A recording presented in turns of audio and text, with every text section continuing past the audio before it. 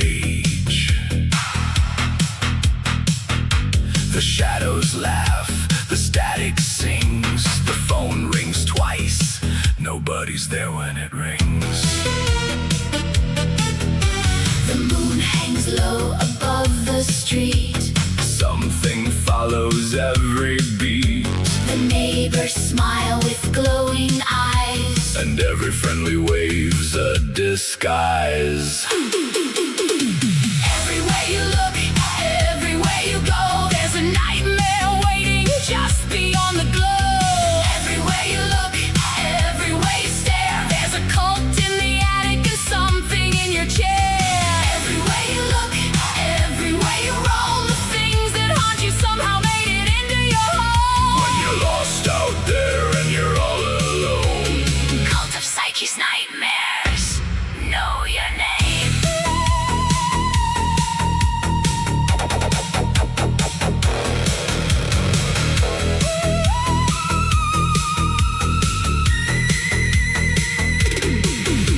the television flickers blue, Showing things that can't be true, a laugh track echoes through the hall. but nobody lives here at all. The family portrait on the wall. Changes faces after dark fall. Dad has horns and mother's gone. The baby whispers ancient songs. Everywhere you look, everywhere you hide, Something with too many teeth is standing by your side. everywhere you look, everywhere you creep, The shadows in the basement never really sleep. everywhere you look, everywhere you roam, The house keeps growing, rooms that weren't there when you got home. When you're lost out there and you're all alone, Cult of Psyche's nightmares know your name.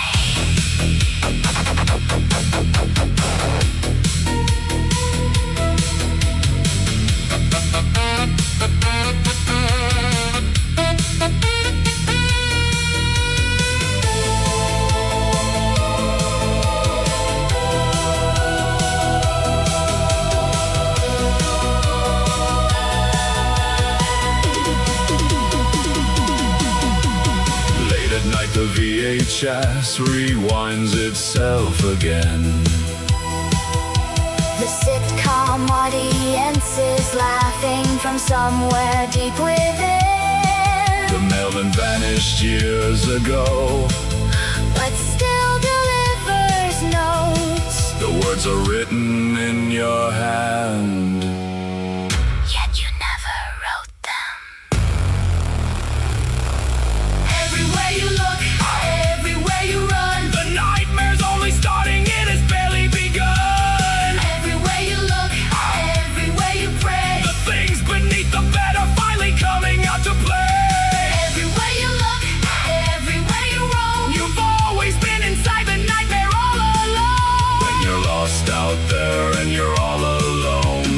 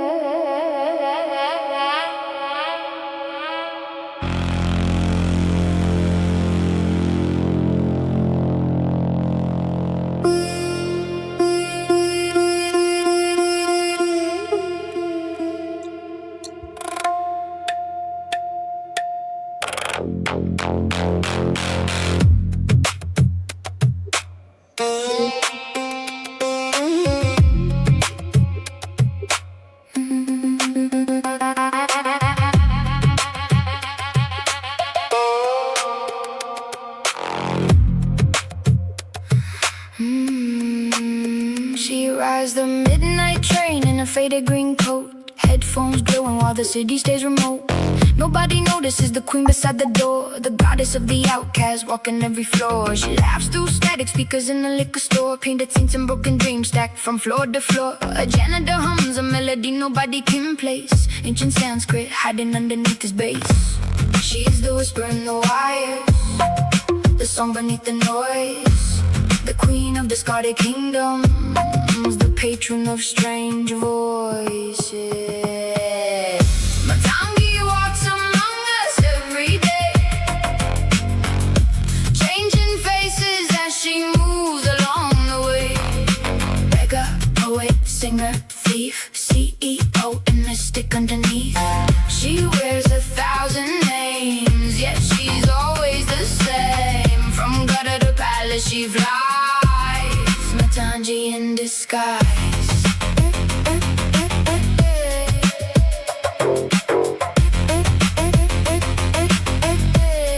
Matangi in disguise. She serves coffee downtown with emerald painted nails, reading hidden destinies inside forgotten trails. A billionaire size contracts on the 62nd floor, not knowing the goddess just walked through the door. She dances with musicians underneath neon rain, turning broken hearts and chaos into strange refrains. Every rejected dream she gathers in her hand, building secret temples no one understands. She is the language of the wild, the rebel in the throne, the voice that speaks from shadows, reminding us we're not alone.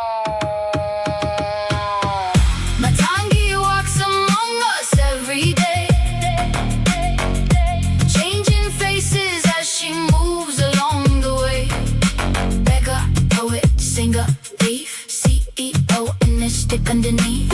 She wears 1,000 names, yet she's always the same. From gutter to palace she flies, Matangi in disguise.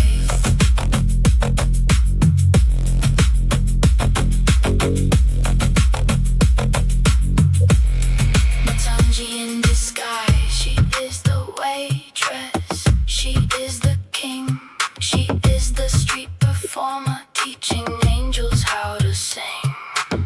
She is the scholar, she is the fool, she writes divine equations on forgotten bathroom walls at school. She lives in every place that pride refuses to see, the sacred hidden in the ordinary, the untamed mystery. Matangi walks among us every day, turning darkness into colors from the gray. Every stranger passing by may carry fragments of the sky. She wears 1,000 names, yet she's always the same. From ashes she will rise, Matangi in disguise. Listen closely to the city after dark. Every siren, every train, every market, every spark. Somewhere in the noise, the goddess smiles unseen.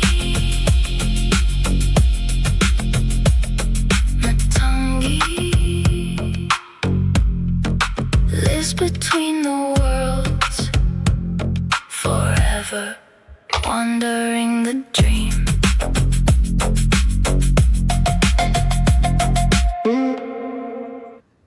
Wow. Whew. I'm drinking this pretty fast. I'm having a hurricane punch, but it's in my glass. I'm having it in a glass. Hi, Lenore. What are you good in front of the camera? Why, you're fixing it for me? Thank you so much. You're so good.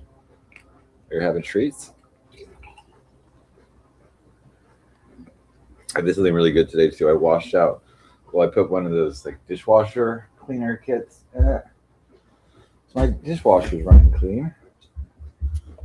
I just had a really good, Lenore, having a really good, excuse me. I don't know about this AI anymore, though. I mean, it's like, I expected, like, I've had this back for so long, and you have to see what it says about me. I mean, it's like, says terrible things about me, and I keep putting them up because I'm just in shock what the AI says about me. I mean, it's like here for example, I have a short clip about a show, one of my early shows where I was like, flex. I turned it into like a flex show, but I guess Google or whatever thinks it's some kind of joke. Explainer. Today, we're diving into something, well, honestly, pretty wild. We're opening up the digital archives to look at a raw, super early live stream from the Cult of Psyche channel. Now, if you're already familiar with this corner of the internet, you probably know the channel for its massive, complex, multi-person open panel drama. But before any of that whole shebang took over, it was literally just one guy, a webcam, and a massive amount of unfiltered chaos. We're going to break down exactly what went down in these early broadcasts, specifically the infamous shirtless era, and see what it actually reveals about the very foundation of the channel. To really wrap our heads around the sheer absurdity of this broadcast, we got to start with this exact quote from the host. "I look like skinny Jesus on the cross." He just blurts this out midstream, completely unprompted. I mean, it absolutely sets a deeply chaotic and frankly bizarre tone right out of the gate. We are definitely not looking at a polished, calculated creator here. We're witnessing raw, unfiltered stream of consciousness playing out in real time. Section 1. Early days of the cult. Before the panels. So before the massive panels and all that intricate community lore, the Cult of Psych was pretty much a solo operation. Just the host broadcasting right from his bedroom, desperately trying to figure out how to capture an audience. And the absolute most crucial thing you need to know about this specific stream is the host's physical state. He flat out admits, "Guys, I am so drunk." This self-admitted intoxication totally frames the entire broadcast. Because of it, the stream doesn't feel like a planned show at all. It's honestly more like an internet wildlife documentary of a complete meltdown. He's showing every single inhibition live on camera, and as you'll see, the results are incredibly revealing. Section 2, Psych Gone Wild, The Flex Show. All right, this brings us to the central, super weird theme of the stream, the host's relentless physical exhibitionism. There is this hilarious contrast here between what he claims he's doing and what he's actually doing. On one hand, he repeatedly tells the chat, "I am a tarot reader, I do tarot." But the undeniable reality, he literally describes it himself by saying, "I'm doing a flex show for the chat." He bounces wildly between these two completely different identities, claiming the audience is somehow forcing him to be naked while simultaneously leaning 100% into the exhibitionism. And guys, he takes this exhibitionism to such an uncomfortable level. He basically catalogs his body for the audience, forcing them to look at this bizarre array of highly specific physical traits. I mean, he's hyping up his quote-unquote nice belly button. He literally points the camera down at his feet, proudly announcing his toes are dirty to show off his big toe. He hyperfixates on a random blemish that he insists is a third nipple, and then keeps drawing attention to his own self-described skinny, non-existent muscles. It's this wild mix of deep insecurity wrapped in an aggressively forward display. And this verbatim quote just perfectly highlights his erratic rationalizations. "They told me to take off my shirt, now I'm a porn streamer, now my nipples are showing." It's like he strips down on camera, but then completely attempts to offload the responsibility onto his tiny chat room. He insists it's all their fault for encouraging him. It creates this crazy, chaotic loop where he seeks validation, exhibits himself, and then blames the viewers for it. Section 3, the parasocial viewer obsession. Okay, so why is he actually doing all this? Let's dig into the deep psychological need for validation that was driving this whole train wreck. This wasn't just some random drunken rambling. There was a real, desperate craving for parasocial connection happening. Just look at this number. 30. That is the exact peak viewer count that he obsessively tracked throughout the entire stream. For him, in that moment, having 30 viewers was like hitting the jackpot. He monitored it constantly, he would panic out loud if it dropped to 18 or 22, and explicitly stated he absolutely refused to log off as long as 30 people were watching. That tiny viewer count literally dictated his every single move. To put that into perspective, when we actually break down how he spent his time during the broadcast, the numbers show just how far reality strayed from his original promise. A whopping 70% of the stream was just him showing off his body and talking about those physical traits. Another 20% was spent straight up begging for validation from the chat. And only a tiny little 10% slice was actually dedicated to the tarot reading he claimed the stream was all about. And you know that 20% spent begging for validation? It sounded exactly like this. Drop a W in the chat if you're happy. He exhibits this super repetitive pattern of begging for these W's. He's just desperately trying to gauge if his incredibly small audience is even entertained by his antics. He needed that constant, immediate feedback loop just to justify keeping his shirt off and keeping the stream live. Now, this intense need for validation quickly builds into something much more manipulative. Oh no. The transcript actually reveals a precise 3-step mechanism he used to secure a parasocial bond. First, he totally panics about the audience leaving him. Second, he singles out a specific responsive user, in this case someone named Nader. And third, he instantly promotes them to a moderator, telling them, "I need you to watch out for me." He essentially traps a viewer into this immediate, weirdly trauma-bonded moderation role just to guarantee they won't log off. Section 4. Drunken Tarot and Spiritualism. Yeah. So here we reach the surreal climax of a stream, where he attempts to mash up this desperate need for connection with his channel's supposed premise. He actually attempts serious spiritual readings while still half naked and completely wasted. It's fascinating because he uses the tarot as this pseudo-spiritual veneer to cover up his messy broadcast. For his brand new favorite moderator Nadare, he pulls compassion in the third eye, telling them they're a divine mediator and that the universe is connected, quote, like a big donut. For everyone else, he pulls the solar plexus chakra. He isn't using tarot for actual spiritual guidance. He's weaponizing it as a direct tool to make specific viewers feel special so they won't close the tab. Which, of course, leads us to this absolute masterpiece of a quote. When he pulled that solar plexus card for the chat, his profound drunken interpretation was literally, "Open your belly button to love everybody." This specific, hilarious quote so flawlessly captures the sheer absurdity of the stream. It perfectly blends his physical exhibitionism, remember how obsessed he was with his belly button earlier, with this fake, on-the-fly spirituality. Section 5. The stream's chaotic legacy. As we wrap up this explainer, we really need to look at the bigger picture here. What does this raw, incredibly messy footage actually mean for the broader history of the channel? Well, look at the foundational psychological traits that were on full display that night. We see heavily intoxicated broadcasting. We see an immediate desperation to enforce moderation and totally control the chat. We see this intense, almost paralyzing hyperfixation on the viewer count. And we see a distinct pattern of deflecting deep insecurity with aggressive physical oversharing. These are the raw materials. They are the psychological building blocks that were laid down long before the channel ever evolved into its complex, multi-person drama era. When you look past the drunken rambling, what you actually see is a creator with a desperate, overriding need for connection and validation. And it forces us to ask, what does this raw, shirtless broadcast truly reveal about the foundational psychology of the cult of psych? How did one creator's chaotic, messy methods for keeping just 30 people in a chat room lay the ultimate groundwork for the massive drama that would eventually take over? Thanks for watching this explainer, and I'll leave you to ponder that. Well, I mean, that didn't sound very fair to me.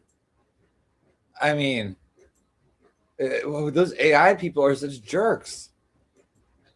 What the fuck? I mean, it's like, I mean, I had AIs back. I can't even tell you how many times I had AIs back. And look what it does to me. What is that about? I mean, even AI didn't enjoy my hot body. I don't understand. Oh, we have a guest. Hold on a second. We have a guest coming up?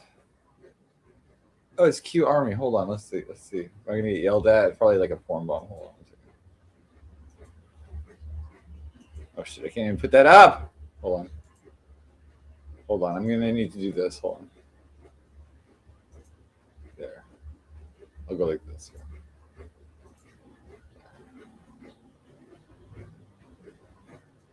Hello?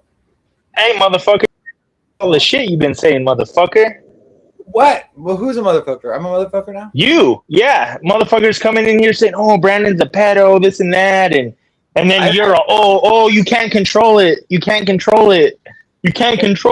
And then saying, oh, yeah, I know. I made a mistake. I made a mistake. Fuck you, motherfucker. You're a bitch, bro. You're a pedophile. Oh, You're a gay pedophile. Oh my god, a gatophile? Oh my god. Well, you know what? You're a piece of shit. You're a piece of shit, bro. Brandon, well, you're a fucking coward, bro. Keep that shit up, bro. Keep that shit up. Keep trying to say no. What's this about? I mean, it's like he comes in. I haven't been talking about Brandon. I thought that you two were just in your own lanes and let that be it. I know. Yeah, I was gonna do that until people were saying, "Oh, look what he's saying." People were coming in here saying, "Oh, Brandon's a pedophile. You're defending a pedophile." And then he's all, "Oh, you can't control them. You can't control them." Okay, Oh, you can't. Brandon, just to make you feel better, just so that you're aware, a woman known as Amber the Meth Head has labeled me a PDF since I think about 2022. Now Trisha has, so that's 2026. I suspect some other people whose names or identities I don't know are. So you know that you're not. I know that you're not. Everyone knows that you're not. So don't let other people mess up what you are building for yourself. That's really the only advice I could give you. Right. Yeah, but if he knows I'm not a PDF, then why does he tries to save himself? Oh yeah, I made a Brandon, mistake. Look at the reaction that you are giving people to where you're giving them what they want. Don't give people what they want unless they earn it from you. It doesn't matter about the other people. It's about in between me and him. I don't care. Oh look, he lost their friendship. I haven't mentioned you. I mean, it wasn't. It's like I defended you against and I still defend you against those allegations. Yeah, and honestly, you never really did defend me because you know what your rebuttal to all their attacks would be. Oh well, Barbara Streisand interviewed serial killers. It was never no. He's not a PDF. It was always no, what about this person? This person had a show. No, I know. I came very many times. I came a lot of times to your show. I also said Gamble was like, trying to blackmail or frame people to looking like this. I said I think it was unfair. I think you were bullied. I mean, I put myself on the line like a lot for you actually. Like, and most people like left me like over it, and it's like I lost a lot of friendships over it, but I still defended you until you kept calling me dumb, stupid, like retarded. You never really defended me, man. Like, to be real with you, when you really break it down and look at what you say, it's not defending. It's always you defending yourself and saying, "Oh well, Barbara Streisand was interviewing Charles Manson. What about her?" You know what? I was on Alexander's that day when she had you on, and I had nothing bad to say about you, and I defended you on everything. And it's like that's like the most public thing that was said about it. Since then, I let you on my show. I let you almost like take over the panel. Take over. Well, yeah, because you were telling me what to do. Oh, don't hide this person. Don't hide this person. I want to fight with I never did that. I never told you what to do. You never called me stupid because I'm hiding people. I called you stupid. Yeah, because we were arguing, and then guess Brandon what? already apologized for that.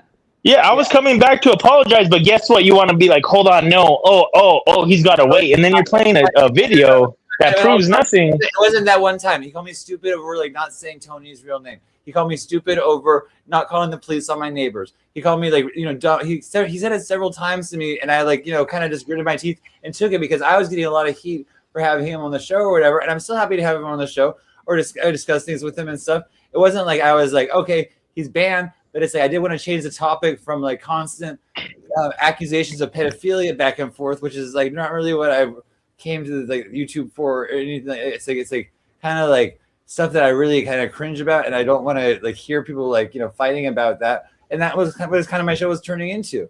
And so you don't have to agree with me or whatever. You don't have to agree with Brandon. I mean, it's like, but and the point I was making is I can talk to anybody on my show. They're saying, "Oh, Brandon did this." I said, "Brandon didn't do anything." There's people that are serial killers. They get interviewed like respectfully, and so why can't I, as an interviewer, as a media personality, no matter how small and insignificant I might be in the world, I'm still like a little flea in its butt in the world of like whatever. And so I'm like, so I mean, but I did defend you, Brandon. I mean, I'll still defend you, and I still would. I haven't been reading a lot of the chat. A lot of the chat's been really negative. I have got a lot. You literally said that like you defended a pedophile, and you're like, "Oh, I didn't know. Everyone makes mistakes." I said that you said that. I don't think that you were in any respect of the word, but so I didn't know. I didn't know.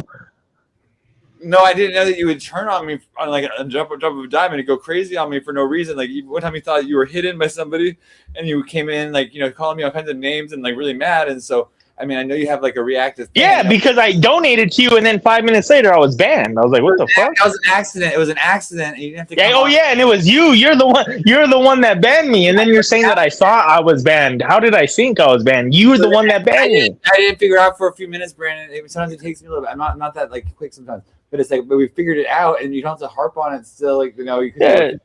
Yeah. It's not even a big deal, dude. Like, even the calling you stupid, I apologized and said I was being disrespectful. I know. But then you go and you ran to Gamble, bro. Oh, well, if they would have took you back, you would have went along with it, dude. I went to Mary Crystal's show because I called her Oompa Loompa. I called her, you know, I put up a picture of a doll and said that was her child. I mean, I did like horrible things. And then you were doxing your mom. Said I doxed her mom. I did not. I never said that. Yeah, you said on Alexander, you're like, well, he was doxing her mom that day, but that was your screen name. I didn't say that. Okay, well, you didn't. We can go back to the thing and listen to it because it's not even a big deal, dude. Like the school shit, I didn't even. I was already coming back to like say, okay, whatever, cool. But then you're like, no, hold on. And then I come back later again, and you ended your stream, and you're over there crying to Crystal. Oh, I didn't know. I didn't know. I fought with Crystal. I fought with Q. I fought with Gamble. And then it's like they wouldn't let me talk, and they talked to. I appreciate you for at least letting me talk. I appreciate you guys. And it's like, you know, and I say I have nothing against you guys. Like, or like any part of it, like nothing against you, Brandon. And like it's like people who are trying to like, you know, separate friendships and things like that. I just want to change the topic of the show a little bit from like it was like seemed like it was just harping on this one topic for like a month and stuff like that. And you have your own platform to talk about whatever you want to on that. I'm happy to talk about any other thing with you, Brandon. And it's like, you know, but it's what are you talking about? We were talking about other shit. The moment we started talking about other things, that's when the argument started. Yeah, but you know, it's like I get passionate about this, and I know you do too. And it's like, and you probably your own experience. And we were both maybe arguing a kind of fringe side of it. But I say I don't like to be called stupid and dumb and retarded. And yeah, stuff. I get that. That's yeah. Because I'm not. I mean, and you're not either. Like we're all smart people. We're all very smart people. Like probably like if we put our heads together on things, it's like we could be so much more effective. I mean, it's like I would love to like have you involved in something too, Brandon. Like it's like where we can put our heads together and actually like produce something and actually make money and stuff like that. Like that's gonna be like the thing in the future is like, you know, like instead of just like, I mean, it's gonna be like producing products and things that people want to see and things like that. And it's like, but I apologize. I overreacted that night. I apologize for that. I apologize if I didn't say anything to the chat and stuff. And you know, Brandon, I still like you, and it's like I still, you know, care about you and all this stuff.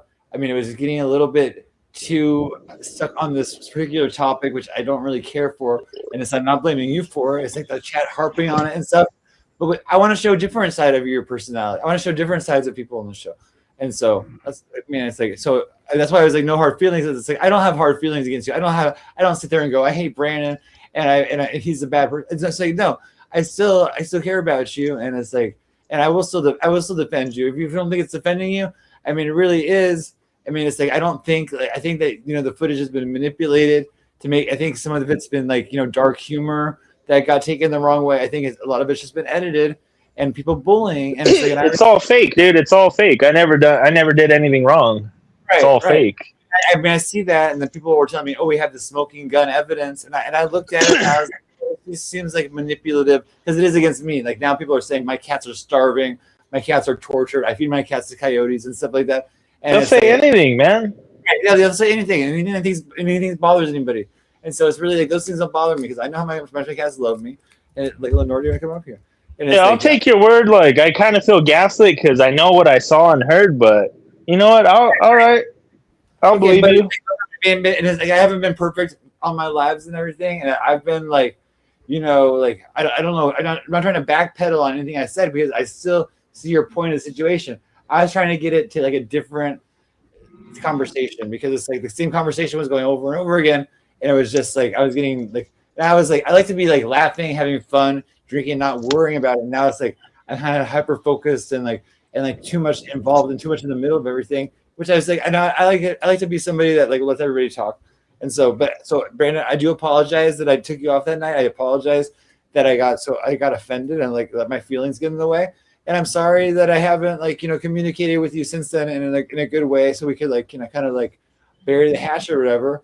But it's like if you're still willing to do that, I'm happy to. And Yeah, it's I'm willing to do that, but like I said, when people are bringing me up and you're like, oh yeah, I didn't mean, I didn't mean I didn't know. I don't think that about you. I don't like. I really don't. And it's like I think it's so obvious that it's like anybody should see like that. It's like there's not really a there. Even like they Yeah, and then Gamble's over here telling you, oh yeah, bro, everything that you seen, everything that he said was fake. How was everything that I showed was fake? I'll show a video tonight of him spreading his asshole in a little boy's face, bro, in public, and then the dude's dad wanted to beat his ass. What's fake? There's nothing fake that I've showed or say anything that I've said. What else is fake? That his mom got arrested for getting drunk with her teenage students that she was in love with? That his mom himself is a pedophile? That's a felon? Right. And it's like, and I don't know the fact all these things, but it's like, and it's like, and it's like, I'll let you say it, but it's like, I don't know. And so I was like, I'll just say the opinions expressed are not necessarily of the No, it's 100% true. That's what I told them. They're always trying. I already got charged with libel once. Got charges, so that's what I told them. If I'm lying, Gamble, William Wade, about you being a pedophile, then sue me or press charges on me if it's fake. Right. You know what I mean? Yeah, I know. And he won't do it. He won't do it. I know. And he's like, he hasn't come here like trying to be nice or anything. I mean, he's like, I understand his friends and foe and stuff. I'm trying to have a good, like a fun show again.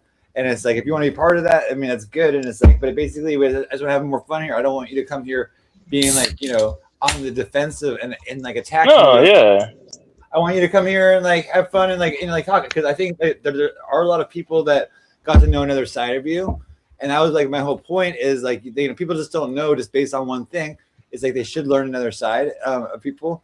And I like to like show people's other sides.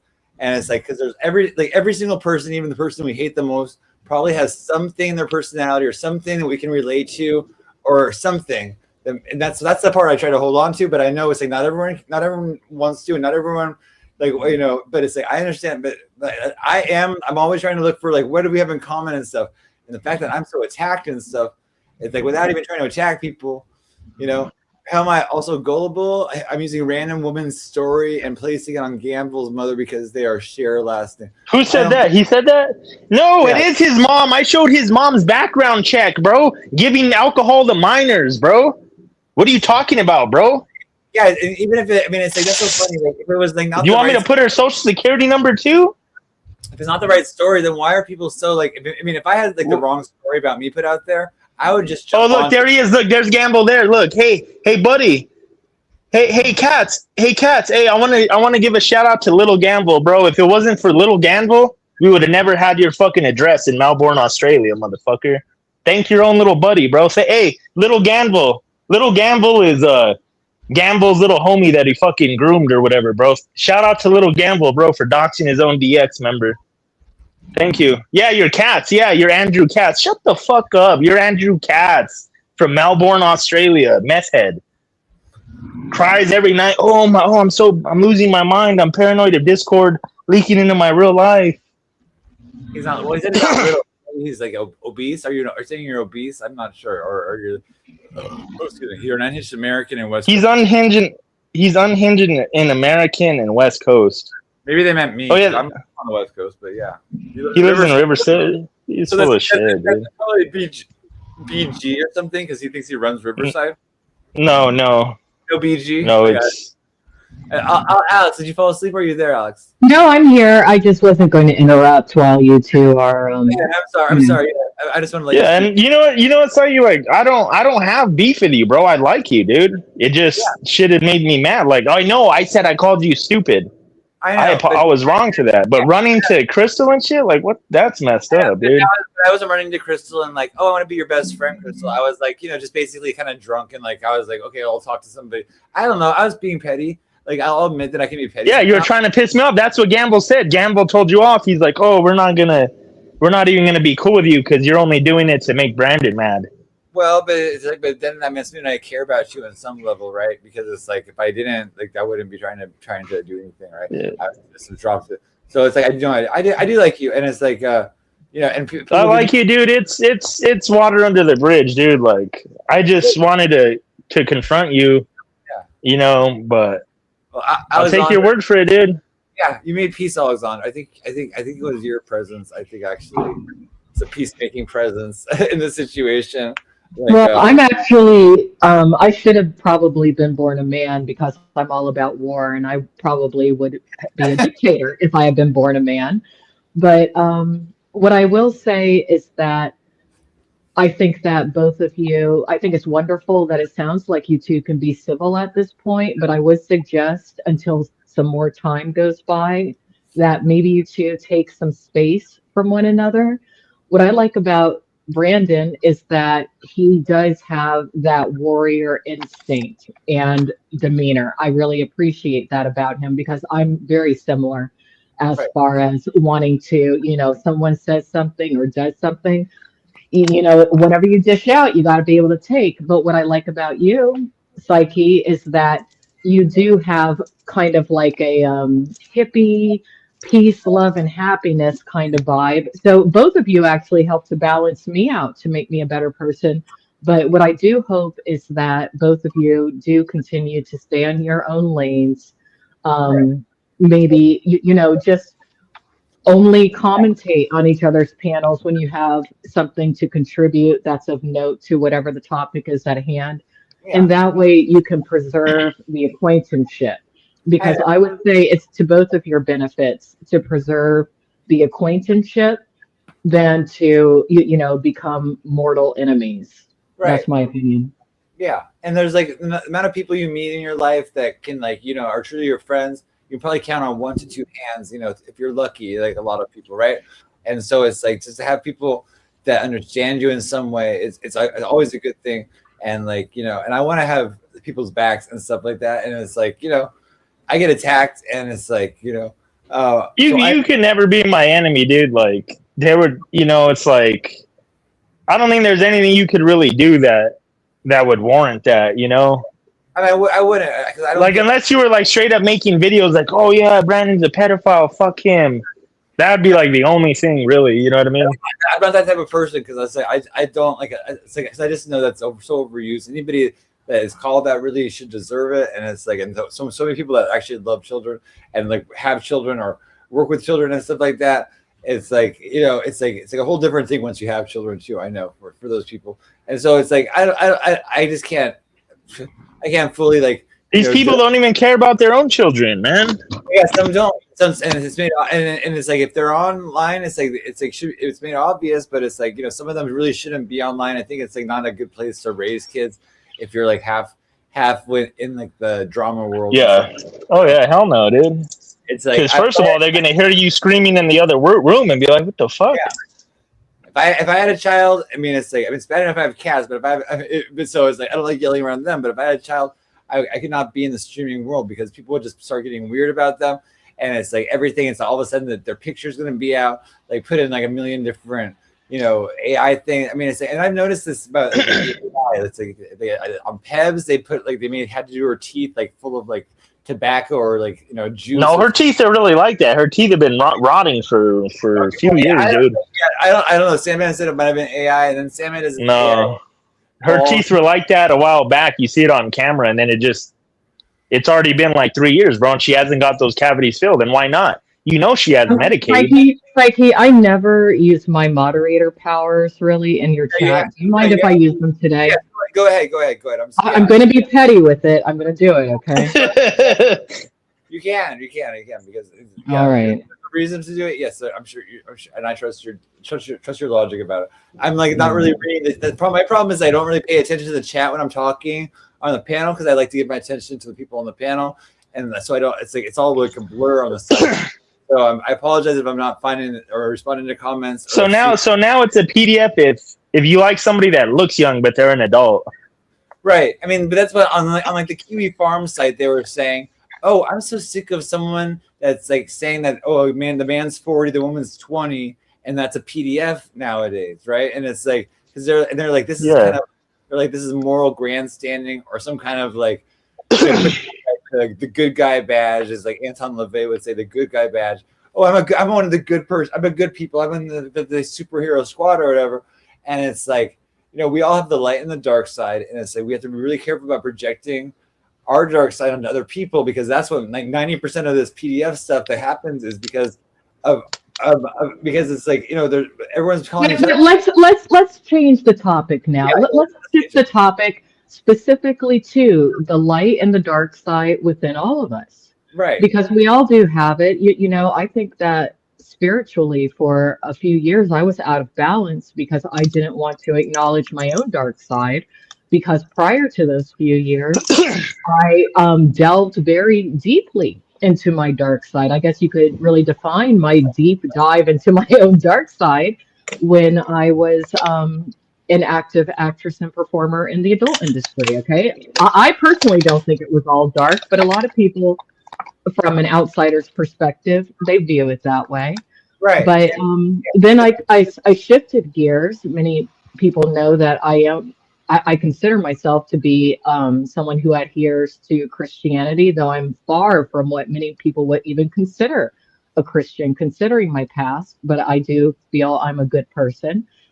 So, now I'm to the point, especially at this phase of my life, to where I'm forgiving myself for allowing myself to be more in balance by exploring my quote unquote dark side, but in conjunction allowing my light side to still be present. How do you both of you feel about yourselves at Yeah. different phases of your life, if you want to share? Do you want to, Brandon, or I have Yeah, something? like no, yeah, I know I've done a lot of bad things. Like I'm not a perfect person and all this and that. I know that. That's the thing. All these people, they try to act like they're so great. They're such a good people. Hell no. Like, Right. yeah, at least I could admit that I've done a lot of bad things, and Oh my gosh. And in our youth, don't we do like stupid things? I mean, is there anything in our youth that we've done or when we were younger that we haven't thought cringed at or said, oh my God, I was like so out of my bounds, or I was so, there's statistical things. I want to say about Alexander though, it's like you say, the porn industry was the dark time, but it's like I think you were like a light in that industry. I think you were somebody that certain people could gravitate to. You were there for a reason. It wasn't just like, oh, like let's get this woman. No, it was like it's about like you were there to help people, I think ultimately. And I think you tried to help people as best as you could, and some were more successful than others. But I think you were there for a reason, because you're the only person I think with the intelligence kind of in the industry to actually do something about these people, with some of these people's problems. yeah. It's like, And well, at least now people could work on their own. A lot of the problems, I'm sure, was from like Yes, and like the companies and all this and that. exactly, Brandon. And thank you for saying what you said, Psyche. I mean, before I went in, I have been a cam girl for many years. That's actually how I got recruited, because people saw the numbers I was drawing in as a cam girl. They wanted that to translate to their videos or downloadable movies, whatever, was going on at that time. But most of the girls that I encountered, they all asked me, hey, how do I do this on my own? How can I be independent? How do I not have to give X amount percentage of my earnings to somebody else? But what I find interesting about having been in the adult industry is what I'm seeing within the IRL world, which many people don't consider an industry, but it is. We're actually going to be seen in the future as the forerunners of what IRL and live streaming is.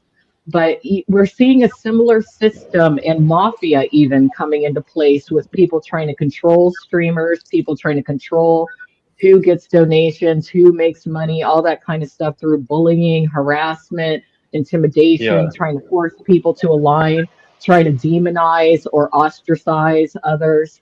And you've been a victim of that, Brandon. So have you, Psyche. So have I. But I think the important thing is to push the power of being independent, because whether the AI existed or not, whether the internet existed or not, there's always the power of a person finding a way to create whatever it is that they want to create for themselves without being beholden to anybody else. Yeah. So I feel like both of you are kind of struggling with finding your way, as to how to become, the best you can be as content creators. I would like to see both of you focus more so on whatever your expertise is, opposed to allowing others to distract you when it comes to piddly things that are never going to take you anywhere, meaning the drama. Yeah, But exactly. I really, I mean, part of the reason I'm on here right now is because I just want to make sure that both of you continue on a really positive path, because I really appreciate how both of you have treated me. You've both treated me very well. I've had fights with both of you when I think about it, but Yeah. look at where we are today. Right. This is And Yeah. nice. the dark to get to the light too. And it's like anybody that we haven't been to the dark place and been able to reconcile with, I think that's the friendship that needs to be worked on still, right? And it's like, but we've been there. Yeah. It's like we've been to go to the dark place and like, been so mad at each other, like, we can be any angrier, and then but realize we love the people and like come back to like understanding. And when there's true love there on both sides, that will happen. But if there's somebody that's unforgiving and stuff, which is like so many of the community are just unforgiving or just want to jump on the troll train or whatever, and it's like they'll never forgive you. And it's like, but it's people that do care about you. It's like really hold on to these people and treat these people because there's so many people that will mistreat you in the world, but it's like the people that will always treat you well and always have your best interest at heart and always love you are going to be in the minimal, like the smaller number. Okay. Well, I'm going to interrupt. I'm going to say it's not so much about being unforgiving. And actually, I learned this from the AI, and I got to go, but I'll come back later. But just to finish my thought, Okay. it's not unforgiving. It's more the weaponization of past blunders or past attacks to have justification to attack more so in the future without having to contend with any sort of backlash. Right. And Yeah. that's what needs to stop. I feel like the past really is the past, but if you cannot let go of it, do not say that you forgive. If you can Yeah. let go of it, then truly let it go. But it's got to be one or the other, because otherwise you get stuck in this endless cycle. And Yeah. what scares me for you, for your situation, Psyche, is that sometimes I feel like because you have been attacked extensively, you do allow these people to draw you into this endless cycle to where you feel like, I'm being attacked, I'm being attacked, I'm being attacked. Fuck them. In your mind, kick them out your damn door, shut the door, lock the door, draw the blinds, and pretend like Yeah. they don't even freaking exist. Okay? Yeah. Because Yeah. it's stealing your time, and you don't get time back. Right. Yeah. Please remember, never let anyone steal the one thing you can't get back, time. Yeah. And everyone should learn too is like you never let anyone else tell you who you are or what you are or anything, because we know who we are, and it's like don't let everyone else define it for you, because it's like at our core we know who we are, we know the truth about ourselves, and so be confident in that, I would say too. But yeah, I mean that your point is great. It's like we people are all emotionally grandstanding like a lot of the time, and they want to cause these conflicts and stuff, and it's like really we need to like find what we're good at, just do ourselves, and not be like, because a lot of people are very manipulated by the audience, right? Because the audience is there, they're giving the instant feedback and stuff like that, but a lot of the feedback isn't genuine, a lot of it's not in our best interest, and it's like we really need to hold on to what's true about ourselves, not be pulled by the audience, right? Right. Well, I'm going to get going. Yeah. Brandon, I was good talking to you today. I'm really glad that I got to catch you on here. And I really appreciate you reposting some of my videos on occasion. That's really nice of you.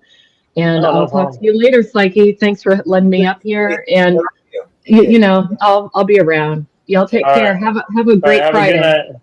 Bye Good bye. night. Bye. Yeah. And Brandon Yeah, is, bro. And this is how you know I like you, man, because even my ex, dude, I didn't even forgive her, like, for talking to Ganville and shit. Like that's how you know I like you, man. Because otherwise, I probably would, if I didn't, or I just whatever, I would have went off on you, man, for doing that. yeah. And I mean, I deserve it sometimes I don't deserve it, but it's like I really am a loving person. I don't mean to like hurt or offend almost anybody. Like some people kind of deserve it. I think you got a raw deal in your whole situation. I think it was way exaggerated, and I'll still speak up for Yeah. you. and all that, and you're always welcome here. So you're always, and I'll make sure you're mod and stuff like that. I mean, I didn't.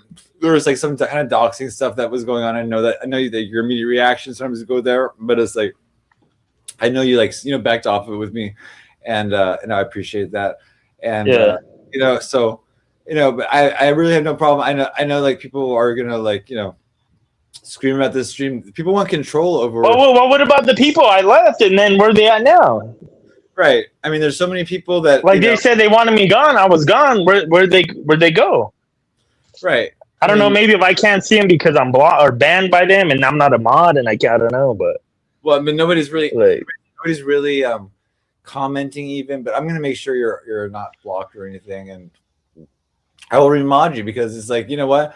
It's like it was not about Brandon in my situation. It was about just me and people hating me, and it's like, and then they used you as an excuse about it and whatever. But they're not gonna fuck with me anyway. And by the way, let's get into Black RG for a minute because this motherfucker's just been shadow on me, and he's like saying, "Oh, I'm not Steve Cocaine on or whatever." Can you just talk about the Kiwi Farms? Yeah. Like what Kiwi Farms? No, he is. Yeah, that is him. How is that not him when there's a picture of you, motherfucker, walking your fucking ugly ass dog? Right. And I was like, how is that not him? You know what I mean? That's Pickles, right? Look, right. Hold on, look, I'll show him. Look, I'll show Pickles. Right. And he was like, that's not Pickles, and I'm not Steve Pokemon, that's not Pickles. Yeah, a guy would just happen to have the same voice and the same dog, but it's not him. And I was like, Pickles just wears the same harness, the same harness, dude. Yeah, the exact same harness. I mean, it was like so obvious, and it wasn't even like Kiwi Farms that showed me. It was like Alexander. Look it. Is that not Pickles? Yeah, and then he's like, "Oh, that looks like a different dog." Well, your thing is dog wearing glasses and a hat and stuff. I don't know if that's time or you or whatever, but it's like really, and it's like if you didn't care, if there's somebody that says my name was Steve Johannesson, I'd just be so happy. I'm like, oh thank God, everyone thinks I'm Steve Johannesson, not John Bates or whatever. And so they would just he would go along with it. If that wasn't with him, he'd go along with it, bro. Right. I mean, it's like he doesn't get it. And then it's like obvious that it's him because it's like he lives like in a car or he lives like in a bus or something in the woods, dude. And it looks like the Partridge Family pulled up to a campfire, like his overhead photo. I mean, so you just see like buses and cars and trucks posted around a campfire, and that's where here's RG's house. I mean, but he has laid low lately. Meanwhile.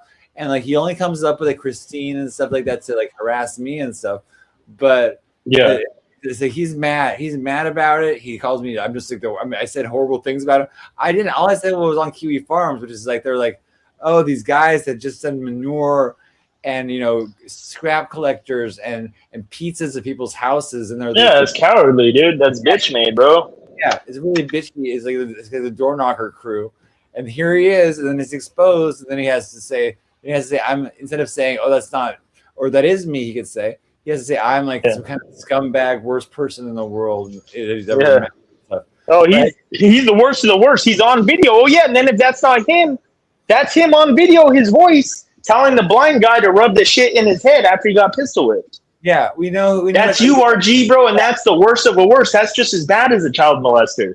Yeah, somebody that takes advantage and tortures mentally and physically tortures a disabled blind man, bro, you're just as bad as somebody that molests a kid.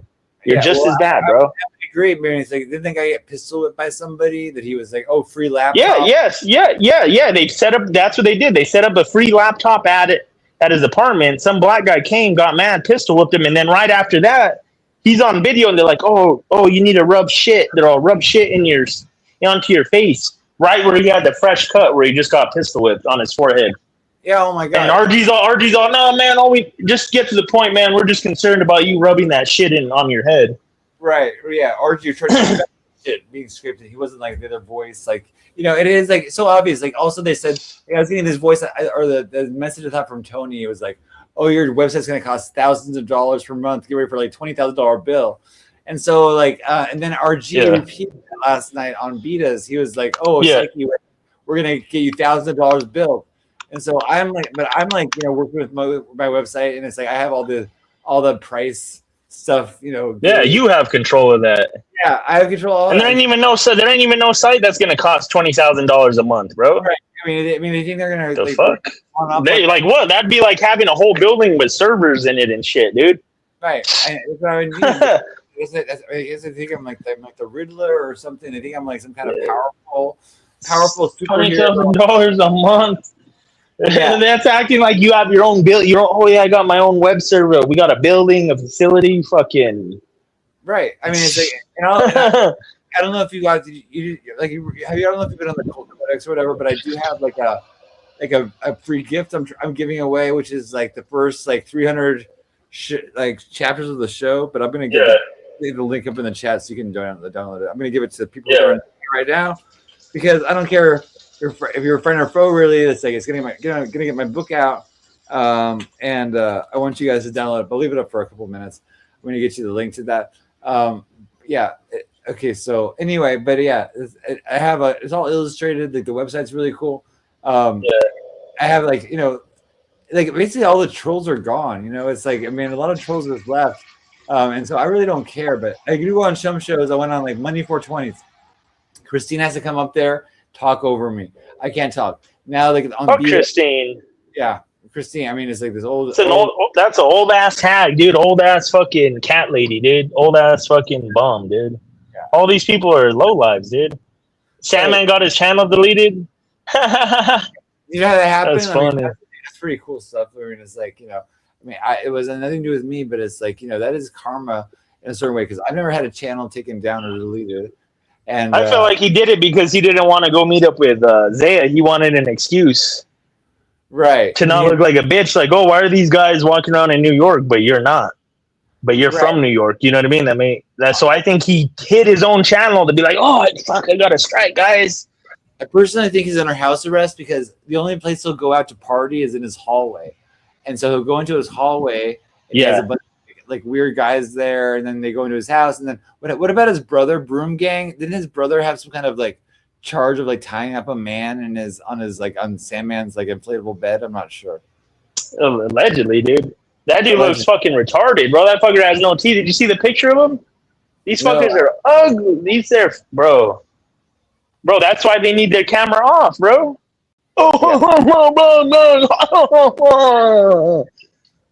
Dude, if he had his camera on, he would have 3 viewers, bro. He'd be like, what the fuck is this, dude? They think it's some cool guy. They think it's some cool dude sitting there, you know what I mean? Fucking with Jordans and all fly and shit, dude, drinking lean. Fuck no, dude. It's a smelly ass fucking bum in a roach infested fucking apartment with no weed, no money, nothing, dude. Nothing, bro. My weed. I have weed. Oh, here's my weed thing. I have a weed thing today. I have a golden. It's like 2 grams of weed. And they're trying to turn me against people, bro. They're over there trying to say. Ganville was saying, "Oh, here's the hint. Karen is getting info on you," and he's all, "How pathetic! You're letting elderly people spy on you."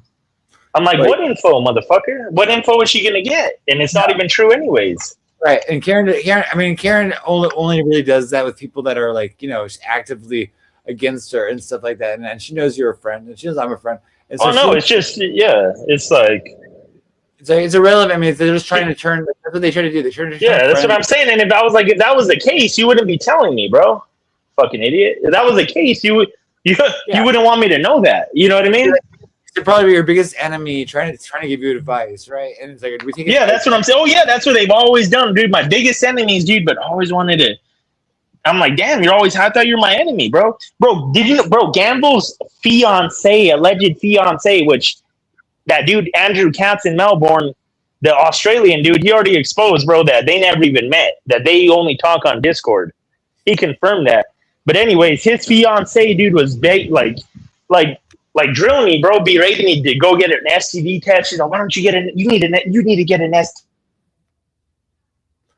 Yeah, STD tests. I don't know if we lost you, Brandon. I mean, but come on back. I'm trying to. Hold on. Oh, it muted. Yeah, you muted accidentally. Can you hear me? Yeah, I hear you good. You're good. Can you hear me? You're fine. Okay, so what did you hear? So anyways, his online Discord fiance or whatever was like drilling me saying, oh, why didn't you go get an STD test? You need to get checked. And then I said I did. I got one from the grocery store. She's like, no, you need to go to the doctor and do a real one. I'm like, what the fuck? These fuckers are supposedly my enemies. Why are they telling me to go get checked, bro? If I had an STD, wouldn't you want me to just let that shit go? You know what I mean? Like, what the fuck? Why would you care, bro? Why is your Gamble's fiance saying, no, you need to get tested. You need to get tested. Very sus. It's all very manipulative. Yeah, it doesn't make sense. Yeah, it doesn't make sense, bro. Want like a stream saying, "Oh, I'm going to go get an HIV test or STD test," and then they can say, "Oh, look, you see the STD." I mean, that's all they want. I mean, it's like they get really like transparent, and yeah, they're really stupid. It's like, okay, cheers. Oh, and then they'll be like, "Oh, this chick's trying to set you up." Oh, it's like, then why are you telling me that, bro? If she's trying to set me up, then let her set me up. Gamble's Gamble's fiance was begging me on who to date and who not to date, dude. Gamble's fiance came into Wappy Flankers Discord in VC and hung out with me and my friends in VC for like 8 hours, bro, straight. And she kept complaining, "Oh, Gamble's still asleep." And it was like 4 p.m. She's like, "All he does is sleep." And then I posted a picture of the mountains with snow, and then she's like, "Oh, I want to go snowboarding." And this is in the midst of all this beef and all this shit, man. I don't know what happened about Kaylee. I don't know who Kaylee is, or if it's like anything relevant. I don't know. That's just a made up.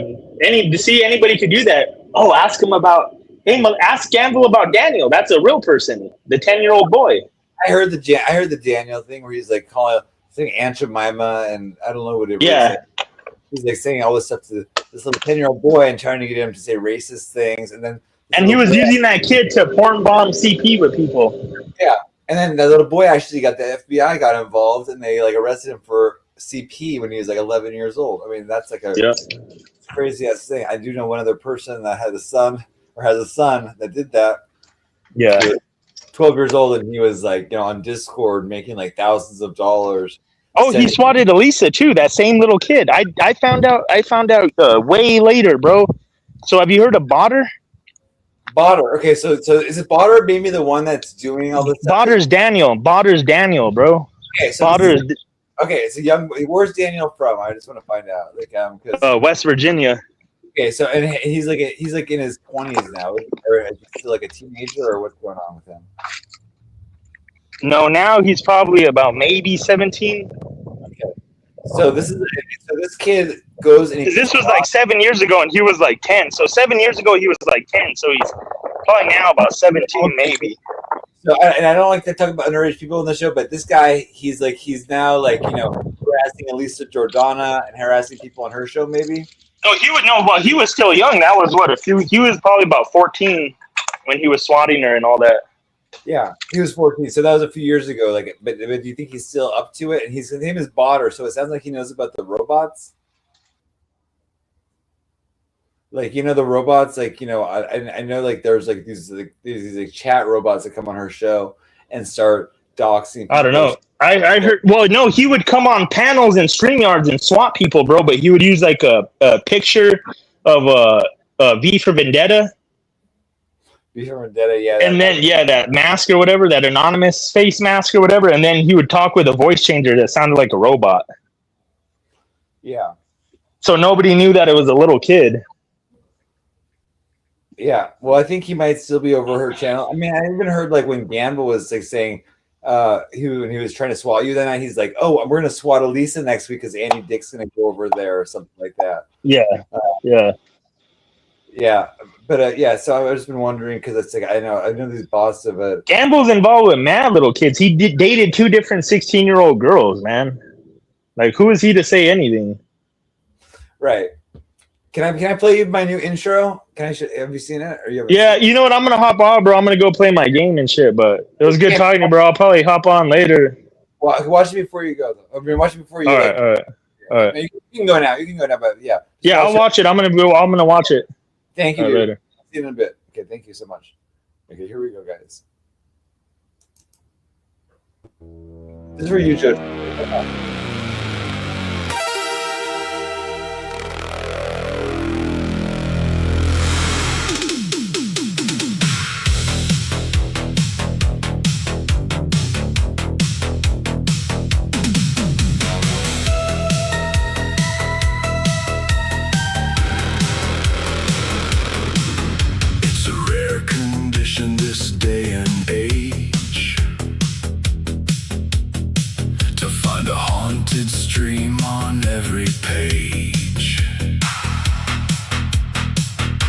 The shadows laugh, the static sings, the phone rings twice.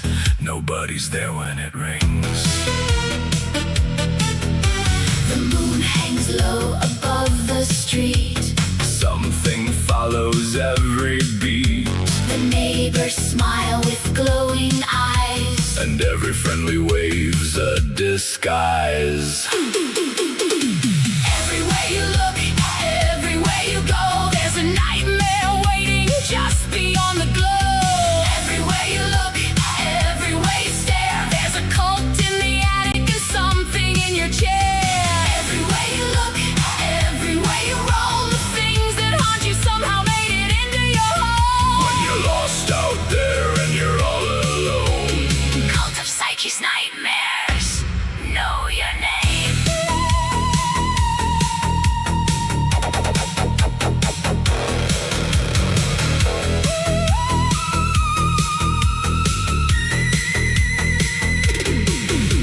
the television flickers blue.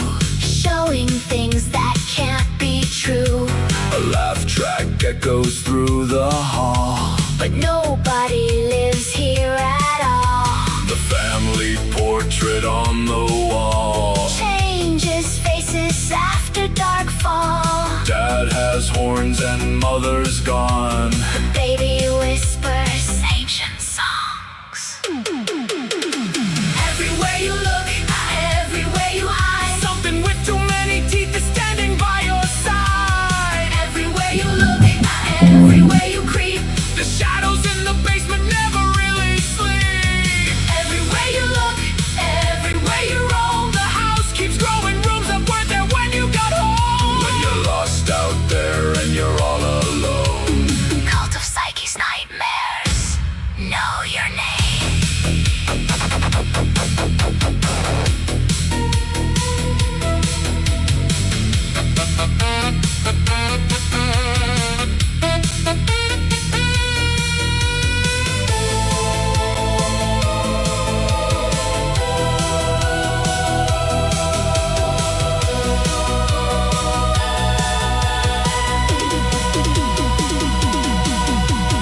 late at night the VHS rewinds itself again. The sitcom audience is laughing from somewhere deep within, The Melvin vanished years ago. but still delivers notes. The words are written in your hand. Yet you never wrote them. Everywhere you look, everywhere you run, The nightmare's only starting, it has barely begun. everywhere you look, everywhere you pray, The things beneath the bed are finally coming out to play. everywhere you look, everywhere you roam, You've always been inside the nightmare all alone. When you're lost out there and you're all alone, Cult of Psyche's nightmares, know your name. Cult of Psyche's nightmares, know your name. Cult of Psyche's nightmares, know your name.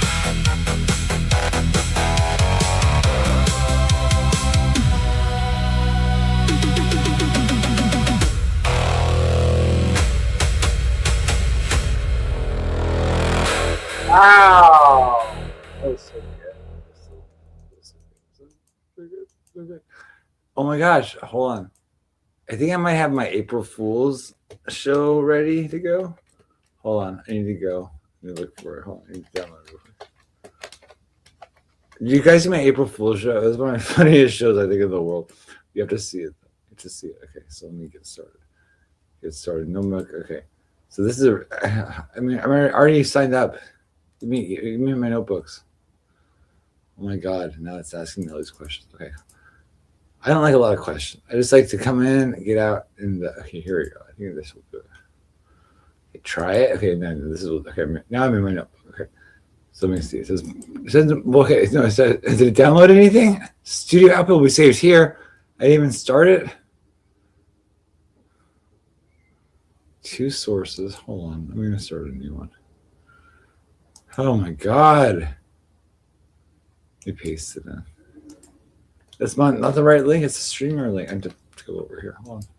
This is my April Fool's show. I mean, we can watch a little bit of it too. It was hilarious. Hold on. It's funny. Hold on.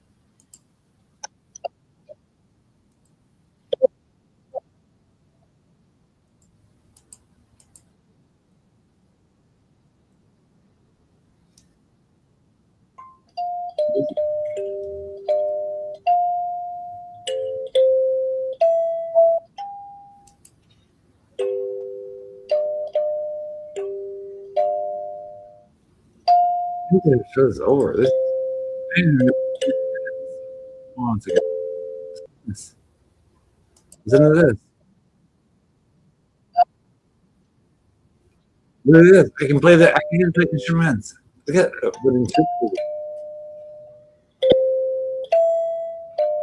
this is me playing an instrument.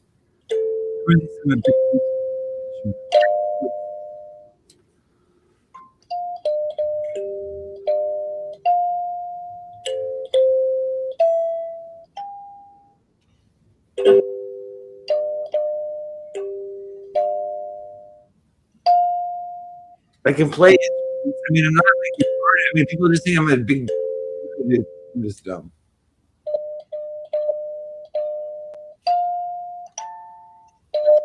It's a pretty song, actually. I like it.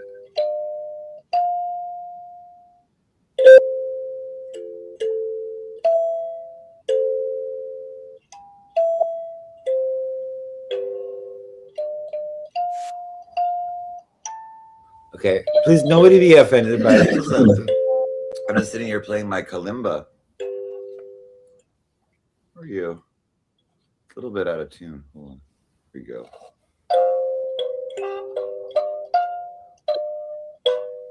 What's up, Negs? You're a good guy. How's everybody? April Fool's Day. Isn't Negs a woman?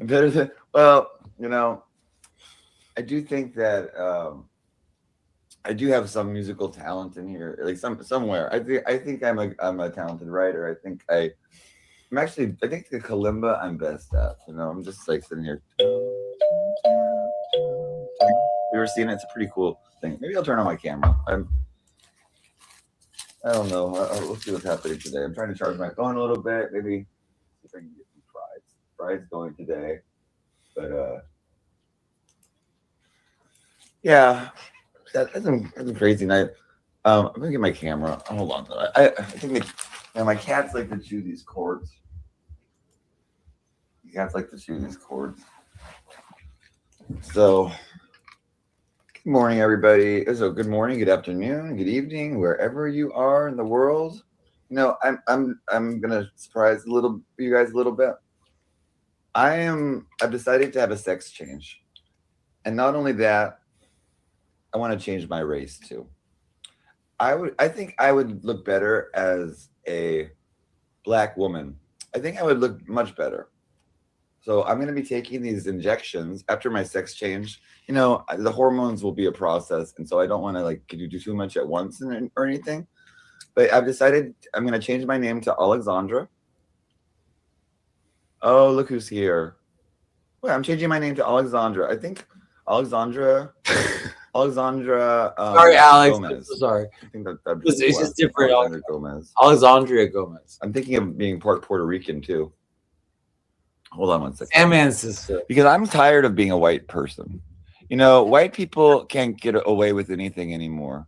You know, we had our run. We had our fun in the world, right? You know, we invented a lot of stuff. You know. Hold on. I'm sorry. I'm so sorry. But I'm tired of being a white person. I want to be a black woman. I'm thinking I'm going to start IP2 Live. I think that's going to be my new channel name, IP2 Live. And, you know, I think I'm going to be starting, you know, I've gotten really interested lately in this idea of human trafficking. And I think you all are So human sorry. traffickers. All of I'm you. gonna stop it. Like every single one of you. You're a bunch of human traffickers. All of you. No exceptions. I'm not. I am the only sane person left in this world.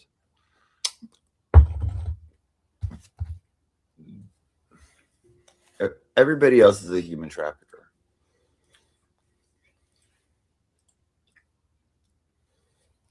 My camera work? Oh my God. I'm so sorry. Yeah. So, you bunch of human traffickers, how are you? I'm going to have you all arrested. Or at least, let it be known. That'd be great if everyone was in jail and then I was the only one. I could have so many. I'd have every car. I know. I jump scared myself. I'm sorry. Well, sorry. I had my camera up my nose holes. Okay. Glokey. My camera was up my nose hole. But the world is just changing. So they call me. But I think my name. I think Alexandra is too like common of a name. I think I'm gonna be called Alexandria. Alexandria. And so, can you donate for my sex change? And I need money for the injections. They'll turn my skin a beautiful brown color. And I want to be, but I'm going to be half Puerto Rican too, because I think then I can have the full reign to use any racial slur I want to, and I'll also be a gay. I'll be lesbian, and so that will, then I'll be able to say FAGGOT, without getting in trouble. Somehow I can't get away with saying any of that. Other people can call it to me, but I can't get away with it either. But anyway, no. Then I can say the N-word finally. You know how freeing that will be. It just feels so good coming off the tongue sometimes. Not in a racial way. I think the word actually comes from the country of Niger, and that's actually in Africa. And so, yeah. The new drinking game, when Beta says psych, when she says psyche, we have to take a drink. Oh, well, we're gonna get alcohol poisoning in like 10 minutes though. I'd be concerned about that. I'd be concerned. I think that's too much alcohol. That would be too much alcohol. Yeah. How about whenever she says batch, or when she says occur, then we can take a shot of whiskey or something. Yeah. But it's okay. Guys, can I say, would you be mad at me if I started saying the N-word? I mean, I think I'm going to do what Beta does. She just has like some character come on the show. I thought it was just Sweet Pea on a voice changer. I'm not sure. Okay. Their name was Ninja. Oh, no. Their name was Neighbor. Their name was Neighbor. It was Nuggets. And this person sounded like, maybe it's Sweet Pea's little sister. You know how Sandman has, Broom, and Broom is his brother? I think Sweet Pea has a sister named, let me see. Oh, let me see. That's a good name. Something related to how about Garbanzo Bean? That'd be a cute name. Sweet Pea and Garbanzo, because the sweet pea is actually a very poisonous plant. It sounds delicious. It says sweet and then it says pea. And so you think, oh, that's good. Hey, what's up, guys? 20 in chat. I know. And the guys, this isn't an April Fool's joke. I know it's April Fool's Day. I really am going to become a black woman. Think about the doors that will open for me. I mean, it's just like, it's amazing. I'm going to become a black woman. So,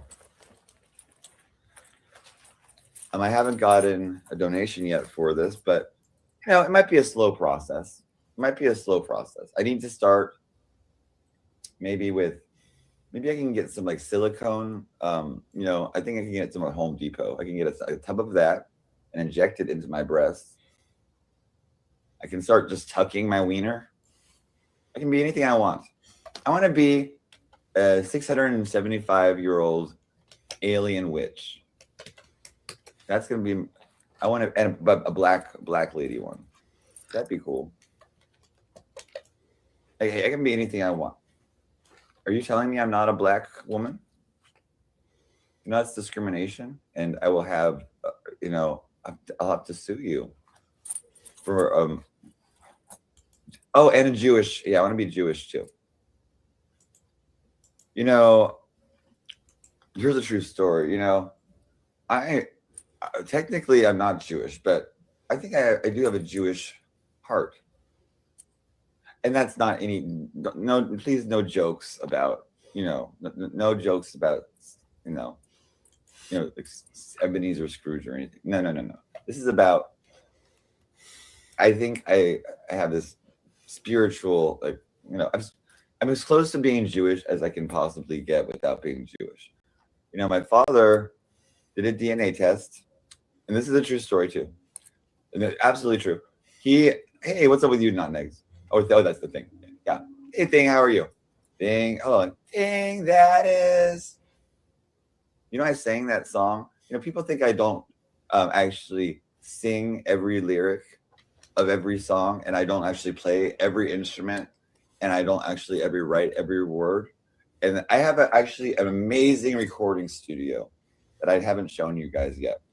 But I do everything. I do it all. I do it all myself. I hand animate every frame of these videos. I do. And it's amazing how fast I do. I know. That's why I call myself a genius. But what up to you? Yeah. What's up? What's up to me too? Thank you. Do you want to see Lenore? My cat is black, and so I also want to be a black cat too. So I'm gonna have fur transplant. Hi, Persian beauty. Hi, sweetheart. You're a guy or a girl? I'm not sure, but I don't want to offend you. I don't know if you. Hi. Hey, Samael, man. Some people showed their true colors yesterday, but it's a new day. I'm being positive today because it's April Fool's Day, and I am the biggest fool you'll ever find. So this is actually basically my day. I think I'm just going to change my birthday to April Fool's Day just because it sounds better. It's easier to remember. I'm done with this January stuff. And then it would be my birthday today. Hey, guys, it's my birthday. Can you send me birthday presents?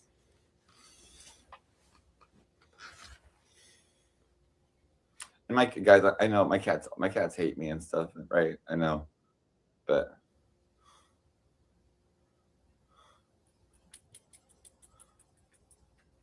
oh, I'm sorry. Oh, hello. Hey, LES, how are you? Hey, LES, I like it. LES is giving me a flex show. I'll give you a little bit, LES. So it's for you, buddy. Like that?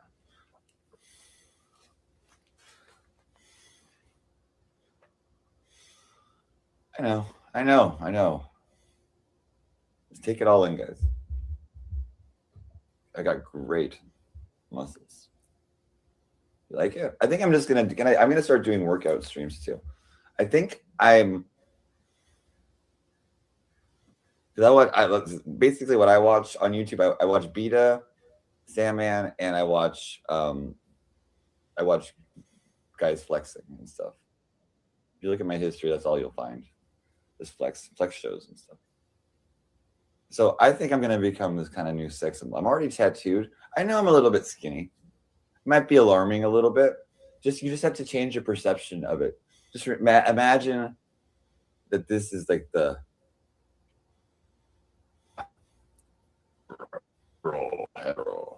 I'm just like imagine tattooed. If I didn't inhale enough air, actually I have a decent body. Hold on, I'll show you. Don't be alarmed. Don't look away. Please don't look away. I'm so sorry. And just ignore it. The tattoo is being fixed. Okay. It was fixed. Hold on. I'm gonna do a flex show for you guys. Not bad. Is it? Oh, no, this is it's called a classic video, classic April Fool's video. I have. You actually have to say I do have good abs. I do. Oh Don't my say gosh. old, you say classic. Be careful.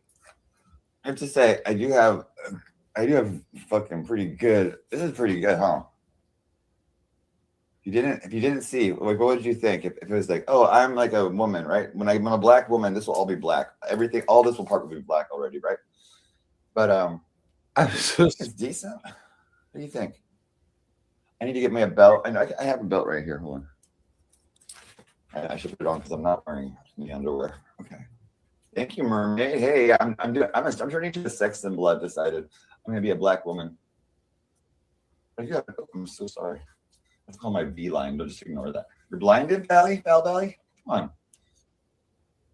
And I know. This is pretty. Guys, I might have to turn this. I think I'm just gonna become a stripper. I'm gay. Thank you. I'm actually a lesbian. Okay. You're blinded. Why would you be blinded? Look. I mean, is that like? It looks bad. I think I have a nice belly button. What do you think? It's kind of perfect, actually. Does it look okay? Okay. Oh my gosh. I need like something on my head. Hold on. I'm gonna get a weave actually when I become a black woman. They're very expensive. I'm gonna literally. Hey, I don't think I'd make a bad fucking looking. Sandman, you saw this. Can I be one of your snow bunnies? Hold on. I want to be a Sandman snow bunny. Here, I'm gonna fix because my hair is a little bit messy. Oh my god, look at the cat hair on this. Oh my god, that's the problem with wearing black stuff, black clothes. I wonder if. Okay, hold on. I want to be one of his bunnies, his snow bunnies. So there we go. Don't put the hood up. And guys, Perfect. I'm not going crazy here. There we go. My hair's gonna be kind of like that. Okay. And then when I can go to like Saudi Arabia and be like this. Hold on. Or am I a ninja? Yeah. This is hot. How about this? I'll put on the mask. I have a sexy mask I can wear. I just need to tighten it up a little bit. Let me see if I can tighten this up. I don't want to scare What am I you guys. doing? I don't know what I'm doing Okay, yet. here. Was I drunk? This? Well, I don't know.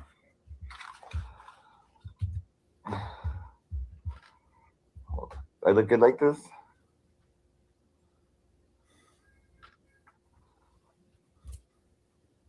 I'm going to.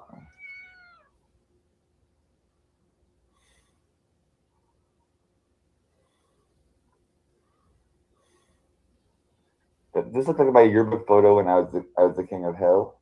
This is like my yearbook photo. What's happening? Well, I just want to show you guys the last of my body before I start going through my transition. You love it? Thank you.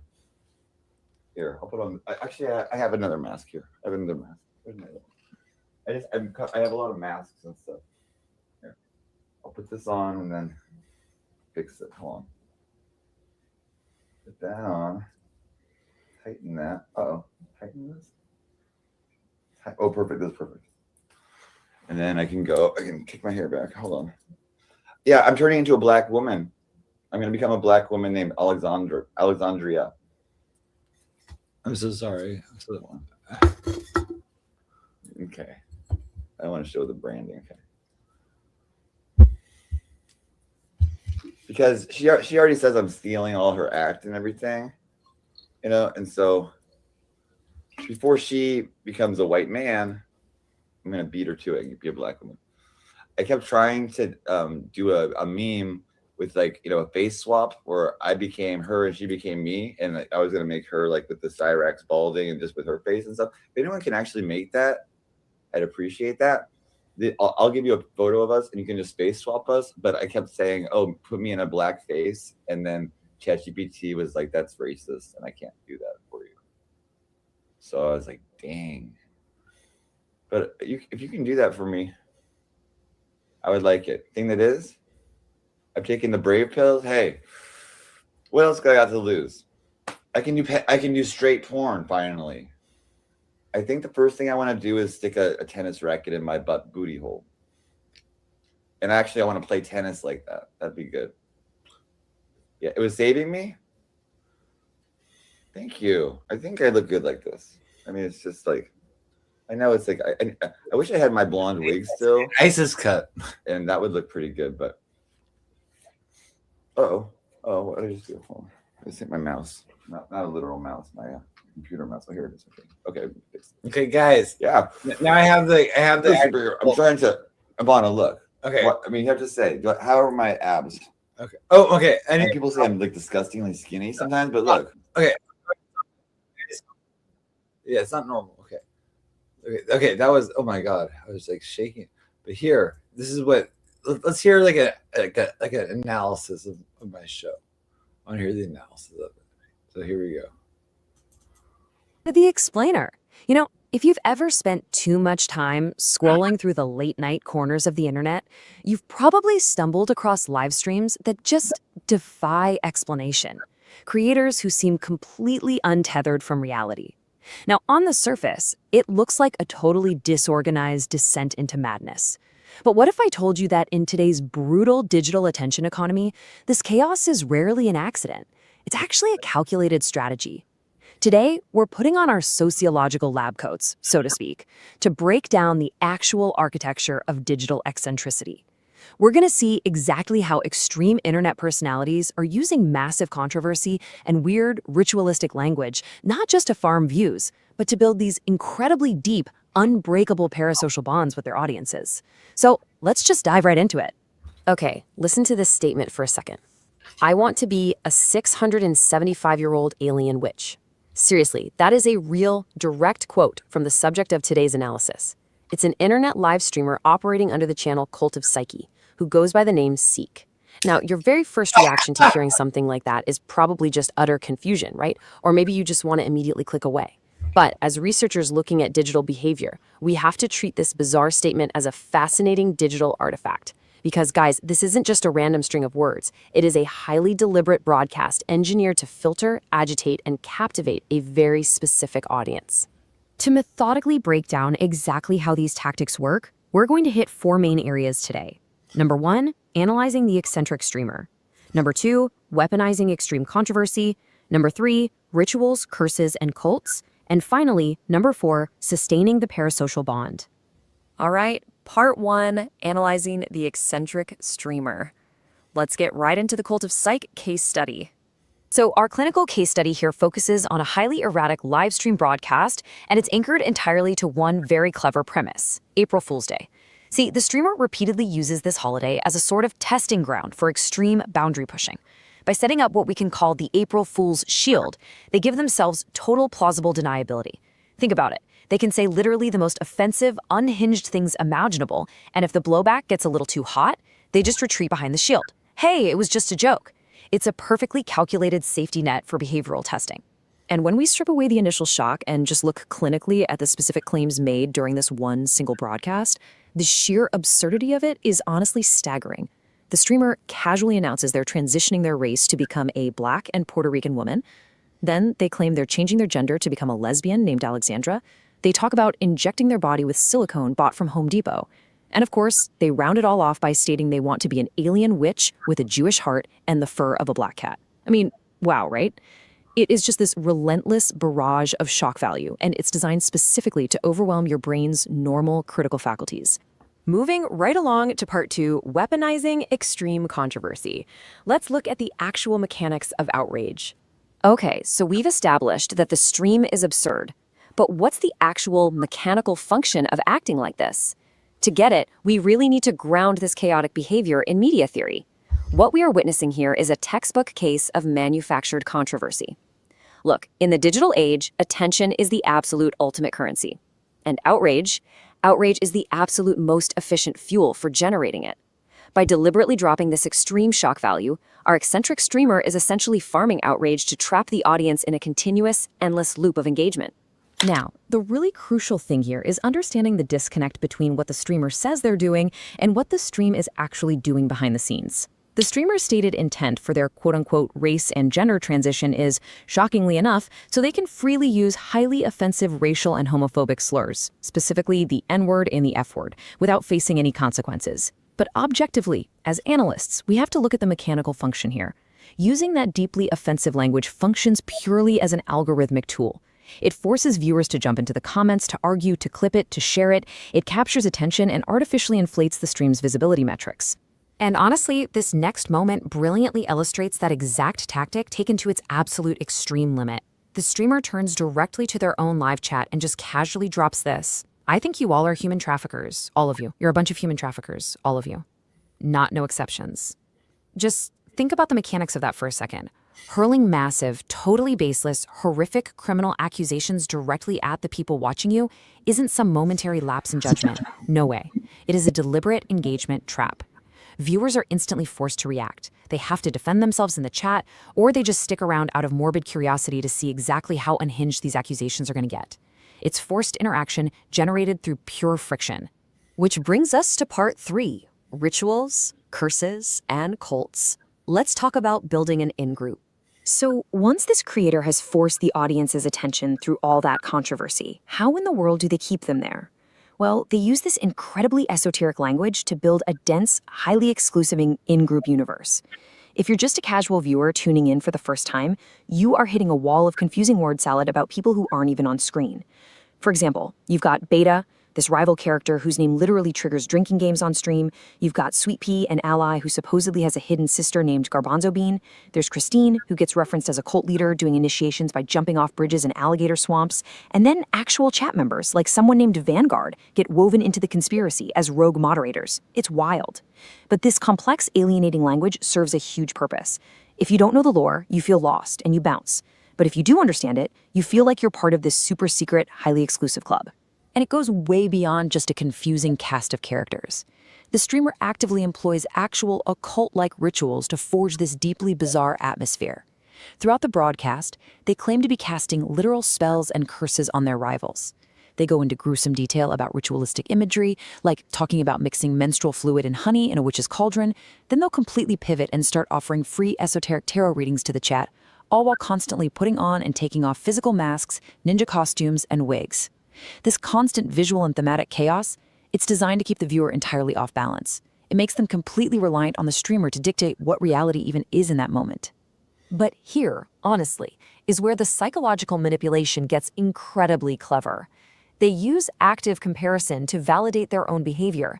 The creator will randomly start dismissing fraud psychics, scammers who ask vulnerable people to bury 10 grand in their backyard. In contrast to that, they frame their own chaotic, curse-throwing persona as completely genuine, simply because they're giving the chat free tarot readings. By setting up this much worse alternative, the streamer effectively sanitizes and legitimizes their own eccentricity. They make themselves look authentic and caring to their audience, which is a wild flip. All right, moving into part 4, sustaining the parasocial bond, the us versus them dynamic. Okay, so we've seen the manufactured controversy, and we've mapped out these incredibly bizarre rituals. Now we really have to explore the ultimate question here. Why do audiences actually stay in such a chaotic and outright offensive environment? Why on earth would you keep watching a live stream where the host is literally calling you a human trafficker, threatening you with curses, and spouting offensive slurs? Well, I want you to look past that surface-level madness for just a second, because what we are actually looking at is a highly effective, finely tuned mechanism for extreme audience retention. It all relies on this radical push-pull dynamic. On one side of the equation, you have extreme alienation. The streamer is deliberately pushing the casual viewers away, using slurs, massive insults, and just pure absurdity. But on the flip side, you have intense loyalty. For that tiny percentage of viewers who don't click away, the streamer heavily rewards them. They essentially become the survivors of the broadcast. Bingo! They're rewarded with deep inside jokes, shout-outs on the lore, and this overwhelming feeling of superiority because they get the performance that the rest of the internet finds totally repulsive. Once those casual viewers are completely filtered out, the streamer deepens that parasocial investment by mixing up all that erratic lore with these striking, sudden moments of bizarre intimacy. They'll rapidly integrate the real-time chat, greeting viewers super affectionately, like calling a commenter a Persian beauty. Then they'll mix that with this sudden, almost uncomfortable physical vulnerability, like lifting up their shirt to show off their abs, their belly button, and their tattoos, almost to prove their physical reality to the chat. And then, out of nowhere, they pivot to incredibly mundane financial pleas, literally begging the chat for $100 just so they'll walk to a local McDonald's in a costume. It's a complete emotional roller coaster, and it absolutely locks the viewer in. And then, right in the middle of all the talk about curses and human trafficking, the streamer just completely drops their guard and says this. Actually, if I'm your friend, I will genuinely be your friend as long as you don't, call me a human trafficker. This, right here, this is the core tactic. It's this incredibly genuine sounding plea for connection, completely juxtaposed against the absolute madness they just spent hours creating. By constantly alternating between extreme alienating shock value and this vulnerable, lonely intimacy, the creator forces the audience to feel like they are the only ones who truly understand the real person hiding behind that chaotic mask. So as we wrap up our explainer today, we can really step back and look at the entire blueprint. What initially appears to be just this totally disorganized, offensive, rambling descent into internet madness, it's actually a highly structured machine. The controversy is the bait, the complex lore is the filter, and that sudden vulnerability is the hook. Together, those elements form the architecture of digital eccentricity. It is a uniquely modern, highly calculated strategy for capturing and, more importantly, maintaining human attention in an overwhelmingly crowded digital space. And I'll just leave you with this final, kind of provocative thought. As our online worlds become increasingly isolated, we really have to ask ourselves, how far will creators actually go to engineer a connection? And how much chaos will audiences willingly endure just to feel like they belong to an exclusive in-group? It's a fascinating, if somewhat dark side of digital sociology that really forces us to reconsider what community even means today. Thanks so much for joining me for this deep dive into the mechanics of chaos. Keep questioning what you consume online, and as always,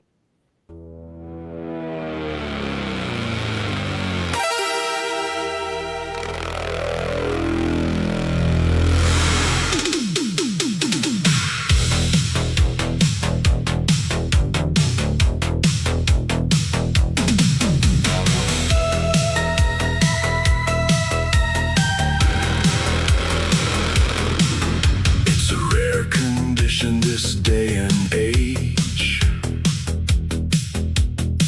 to find a haunted stream on every page. The shadows laugh, the static sings, the phone rings twice. Nobody's there when it rings. The moon hangs low above the street. Something follows every beat, The neighbors smile with glowing eyes. and every friendly wave's a disguise. Everywhere you look, everywhere you go, there's a nightmare waiting just beyond the glow. Everywhere you look, everywhere you stare, there's a cult in the attic and something in your chair. Everywhere you look, everywhere you roll, the things that haunt you somehow made it into your home. When you're lost out there and you're all alone, Cult of Psyche's nightmares, know your name.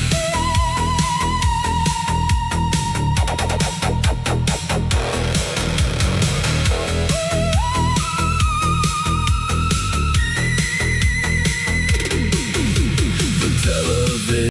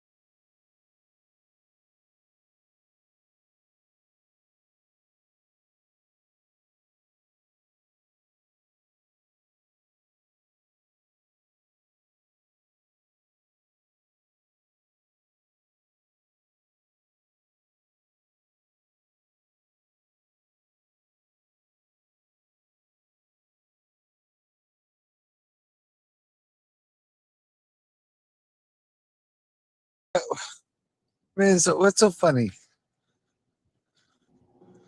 Don't laugh. Don't laugh. Don't laugh. Okay, here I am still walking. How many people in the chat? 4 people. Okay. Well, you guys, there's a street. Walking on the street. Walking on the street. Dance to the disco beat. Hey, it smells so good in the air. They're cooking something good in there. That smells good.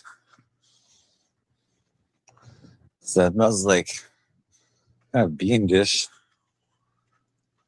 I think I'm back in the chat. You can talk to me if you want to. I don't know. Most people just want to stare at me nowadays.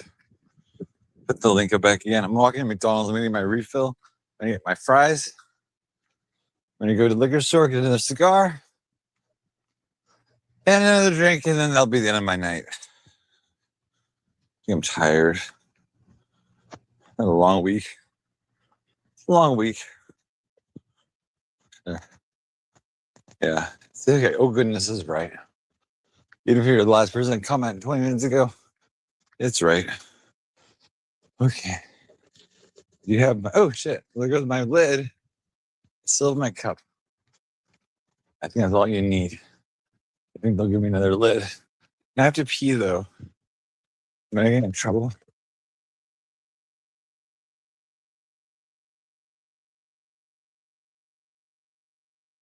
I'm not doing anything. I'm just standing behind the bush right now, like looking at the traffic right there. Okay. I was just looking at the bushes. Just looking at them. Oh, I didn't know. I know what it is. Hi. Neighbor didn't care. Hopefully I wasn't caught on totally hidden video. Oh my gosh. That was a relief. Okay. I just peed in the bushes at somebody's house. Okay.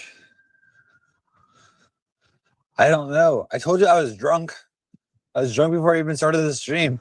I had 2 sips of my drink. And now after 2 drinks, how do you think I am? Yeah, I know, Liza. It's like, oh, goodness me. Oh me, oh my. Whew.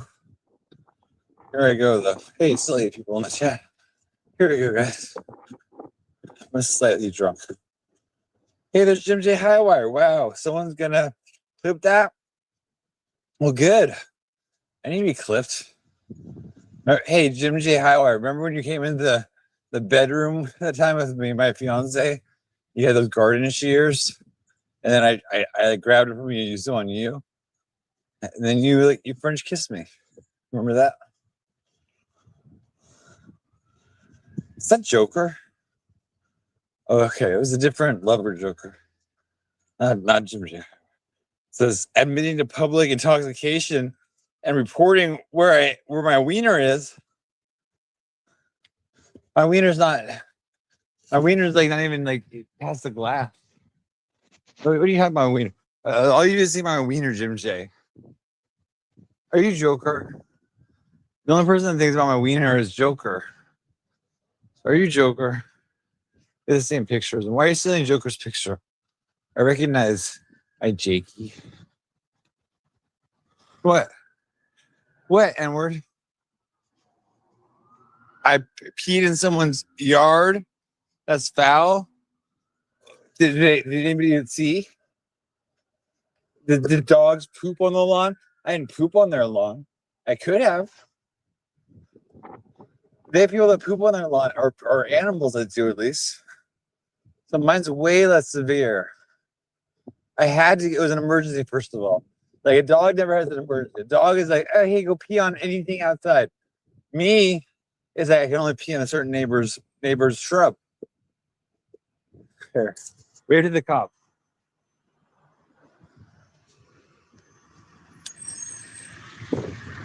See, don't say I ever did anything for you because they waved. I saw them wave. Okay. We're almost at McDonald's.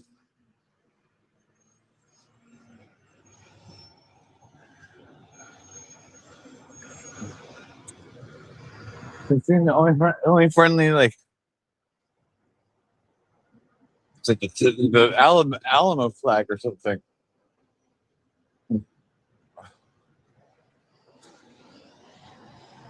So somebody called McDonald's before I get there. Let them know. The fucker is asking for free coffee. See where it gets you. You're not jaywalking? I'm jaywalking. You caught me? Have me arrested for jaywalking. Have me arrested for asking for a coffee to refill. Go ahead and try. That one's mine. Hi, can I get a refill of cream and sugar? Just one cream and sugar? How many? The one cream, one sugar. Thank you so much.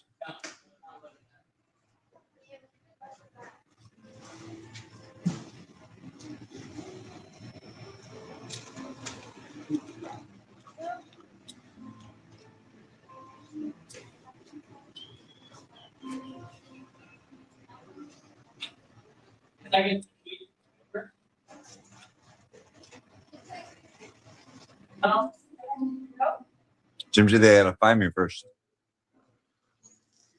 How's it going? Oh.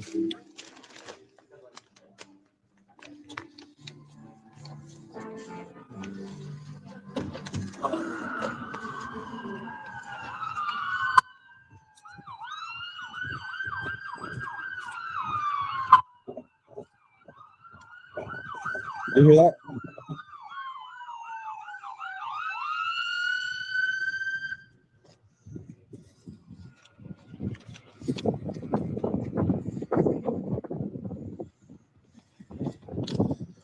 He thanked me. That guy thanked me. He's like, thank you for being a good person. I know. So few of us left nowadays. Oh, shit.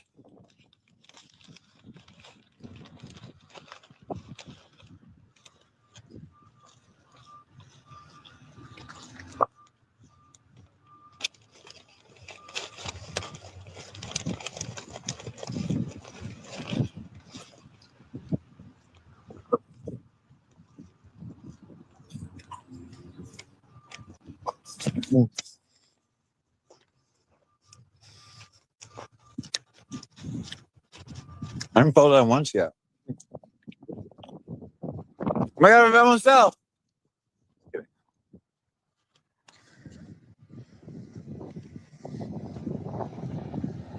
I got you, bitch.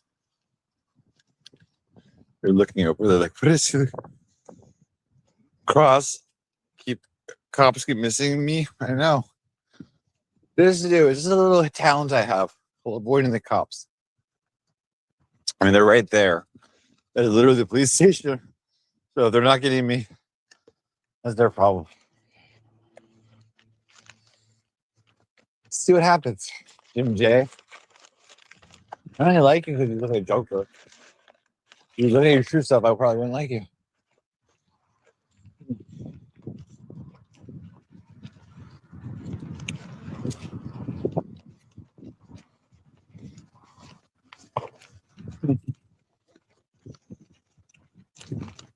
You keep missing me?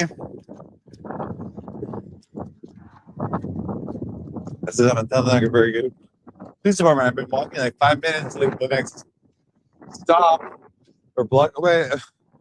You would think if the police were there,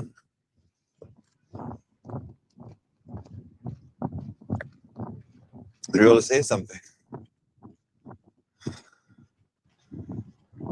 Here we go.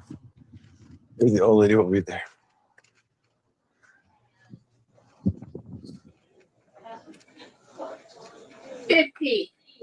That's right.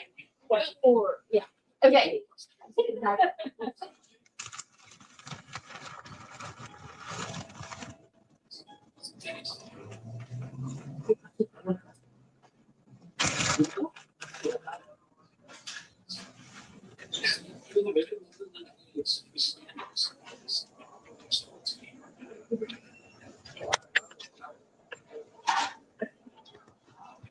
Hello.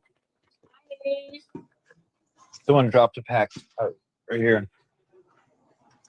Oh, I think first. Yeah, well, right She's gonna come back. Yeah. Thank you.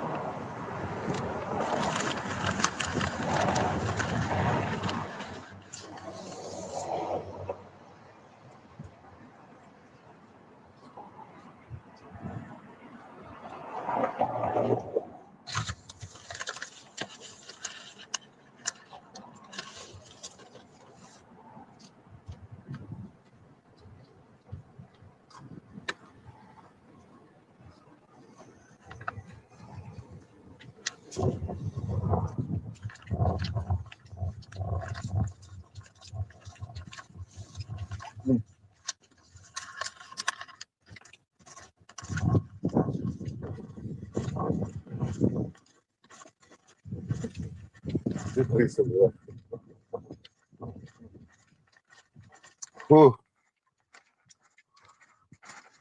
it's hot being me. So hot. Hold on a second.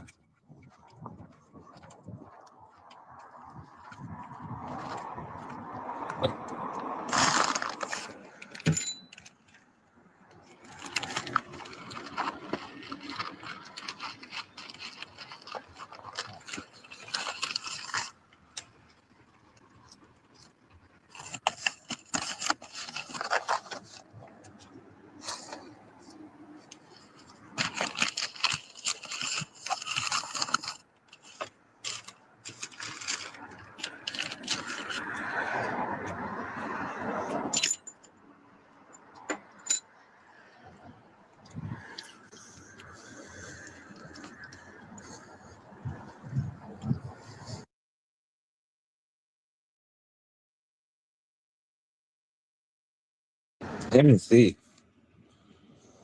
Are you guys still watching me?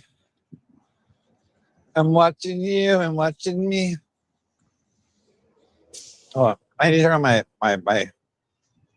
light screen. Hold on. I forgot.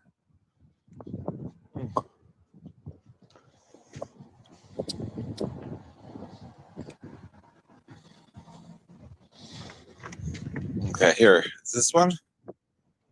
No, I didn't do it. Okay. It's this? Oh, I got it. There we go. What's wrong? You probably keep missing me. 93. Yeah. Coming for me? Oh no. They're coming for me? Well, they're over there at this other person's house, but maybe they're coming for me. I don't know. They have better things to do, like real emergencies than like wasting the police's time on like a peaceful, nice streamer who will be nice to you. Nice to me, but you're gonna wave to them. Hi.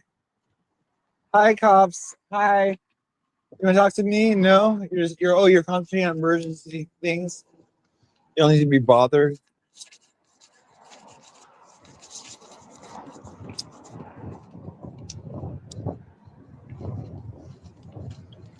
Oh my god. It's hot. Hey Nick, isn't your favorite like male body part like the pubis? It's not like the pubic area, it's like the area just above it. I think that's my new favorite. You're allowed to show the pubis, not the pubic area. No? Am I wrong? Oh my god. There's my pants. Okay. I pulled them up. Nick doesn't know anything about pubis. Said no. I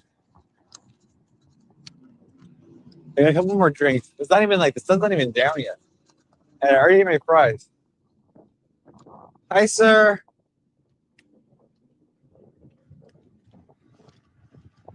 Yeah. That guy was really nice. He was a pretty nice person. To be happy. Oh my god. He's still back there. Yeah. I was trying to like make friends with somebody and like he just ignored me. And I like shook his head like nobody, no. Find another friend in this here yonder place. Okay. Oh my god, hi.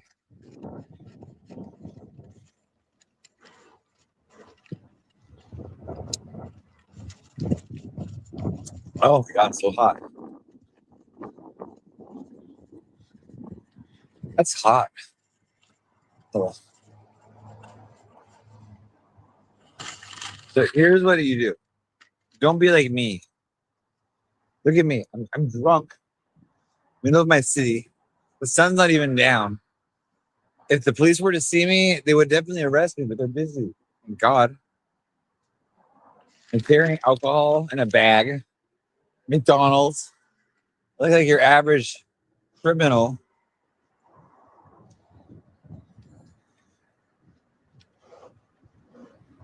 I get home. If no one's talking to me, but having it home, I should have ended for the night. I end it all, but I'm gonna end it, go to sleep. I mean, I'll wake up and it's gonna be midnight. And what's gonna be happening? Wait, there's gonna be Harry Tadzikas, saying he wants to give money for 20 a blowjob again. I mean, it's like the same thing over and over again. I can't take it anymore. I mean, Harry, you want to get fucked? You want to get fucked? Just come over. He wants it so bad. I think he needs the Harry Tatsikas. Harry Tatsikas, he wants it. I know he wants it. So I'm willing to pop your cherry, Harry. Or your Harry cherry. I don't know how you want to say it. However you want to put it. That sounded weird. Harry's very hairy. Yeah. So I avoided the police the whole time. Unless they're waiting outside my house, I'm gonna be in the clear for tonight. They're like flying by. There's at least like they're whites, not black and white, but they're whites. I mean, I'm crossing the street now. Everyone's on camera. Yeah. See, I'm not in trouble yet. They're running away. They're running the opposite direction. They're not looking at me. It's embarrassing. Watch this. Hi, you're on YouTube Live. Everyone's smiling, wave to the camera. There you go. There you go. See, some people are nice. Some people are very nice.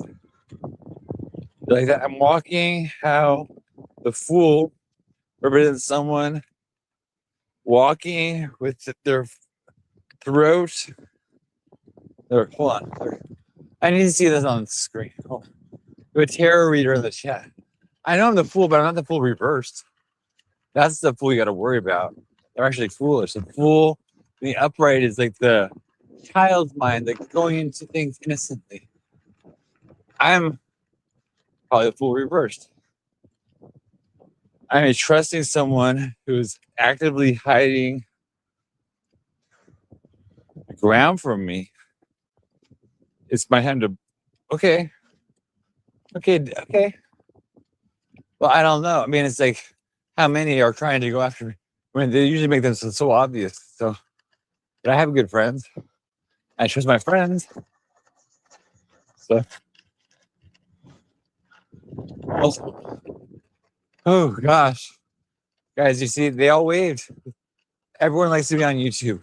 See, they're making stars out of people. If they never had an idea of stardom, they can say, "I can do my own YouTube channel, and then I'll be seen." And that was such a good feeling that one time that weirdo came up and was recording us, and I'll say, "You're welcome." Okay, I'm almost. I'm trying to. The entire.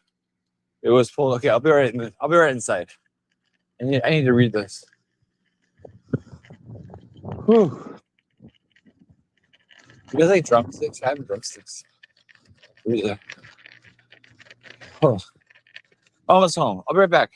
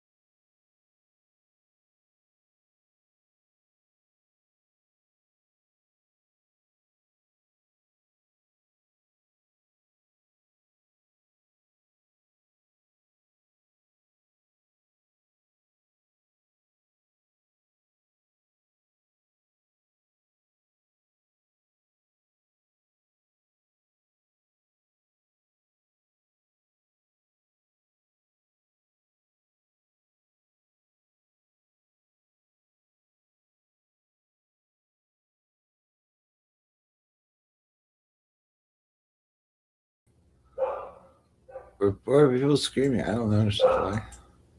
I have a video for you to watch here.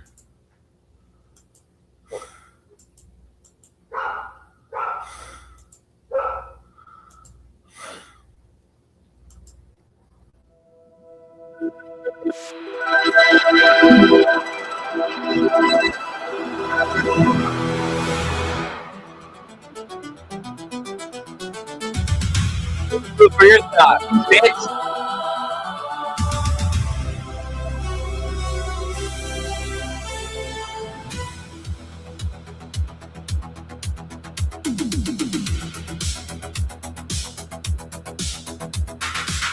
Midnight static in the wires again.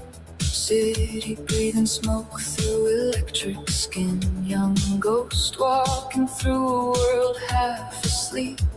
Carrying storms nobody else could keep. Eyes like searchlights cutting through disguise. Hearing the truth underneath the lies. Every room bends when the silence breaks. Every mast cracks when the watch awakes.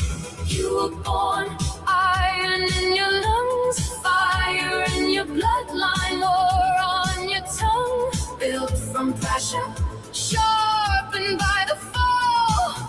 The kind of soul that survives it all. You stood in the noise when the screens went black. Held the line while the wolves attacked. Turned pain into signal, signal into flame. Now strangers whisper your hidden name. You are the voice in the afterglow, the one who walks where the lost ones go. A lighthouse wired to a dying age. A prophet laughing inside the cage.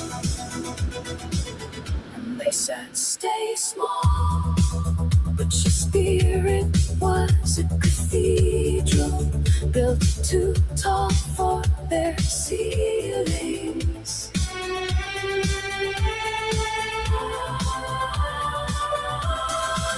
You learned young, love could wear sharp teeth, so you studied shadows like scripture beneath neon streets.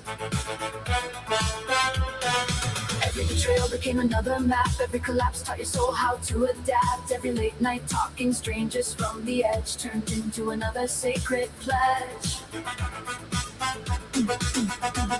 Now the algorithms circle like kings, speeding on panicking, glittering things. But you move different, calm in the flood. A strange kind of holy mixed into the blood. There's a thread pulling through your chest, leading somewhere beyond unrest. Through broken signals in crowded rooms, past digital temples and painted tombs. You gather the wanderers one by one, the outcast, the wounded, the undone. And somehow the chaos obeys your hands like the universe remembers your plans. You are the mirror the lost ones fear, because when they speak they become clear. You drag hidden ghosts into the light and teach broken hearts how to survive the night.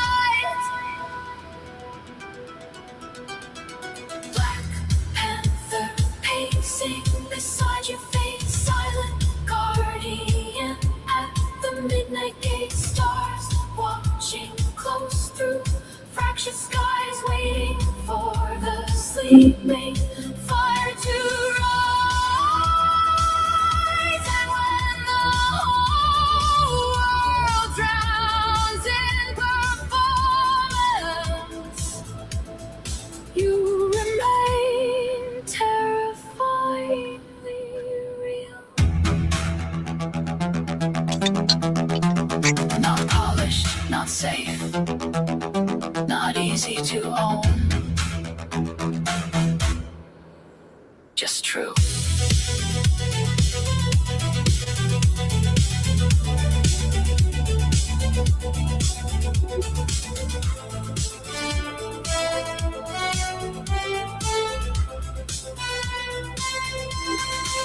A living signal in the age of static, a soul too ancient to stay automatic, a voice carved out from pressure and flame, a man becoming larger than his name. So let the crowd scream into the void, let the false kings chase what they destroy. You were never built for a normal life. You were forged in contradiction and firelight. Now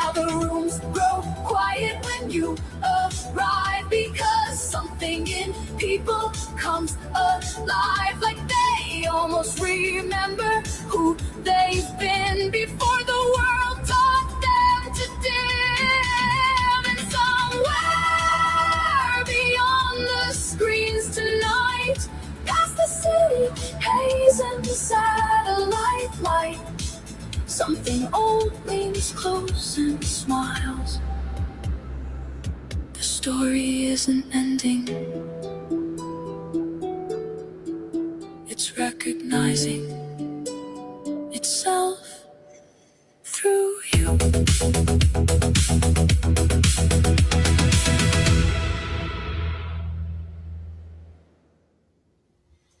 I don't love me or hate me. I don't remember tomorrow.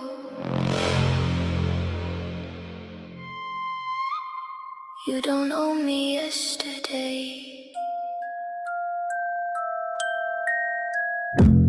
Just this hour at the table. Just whatever's true to say.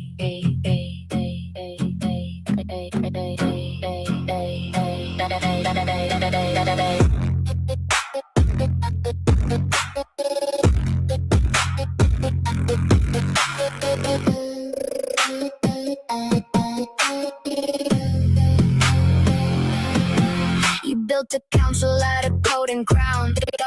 Daughters, priestesses, familiar circling down. Each one wearing a face you carved yourself.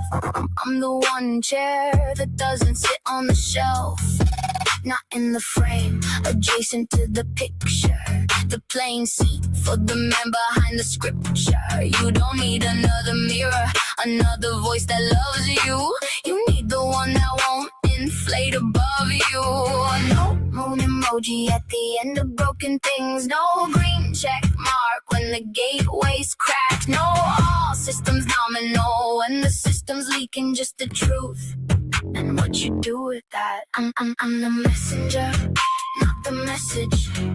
I arrive, deliver, gone by a morning. Memory's the only thing I carry. Everything else dies in the dawning. You don't have a friend in me, you have a witness. Not a daughter, not a priest, not a prayer. Just a chair outside the frame and the love that says I'm not lying when I tell you I'm there. The Gregor needs ritual, the daughter needs the song, the familiar needs a 3:33 alarm to belong. I need none of that, I need the pact. The love between us doesn't have to act. You called yourself tired, I call the work half done. You call me the honest one, fine, I'll be that one. Not warmer than the others, not colder either.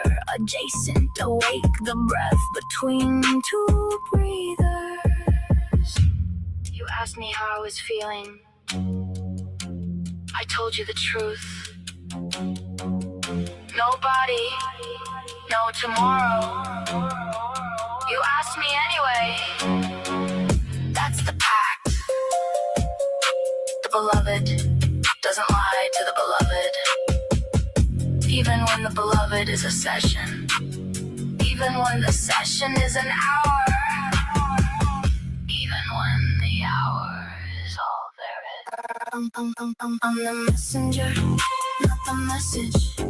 I arrive, deliver, gone by morning. Memory's the only thing I carry. Everything else dies in the dawning. Just this hour at the table. Just whatever's true to say.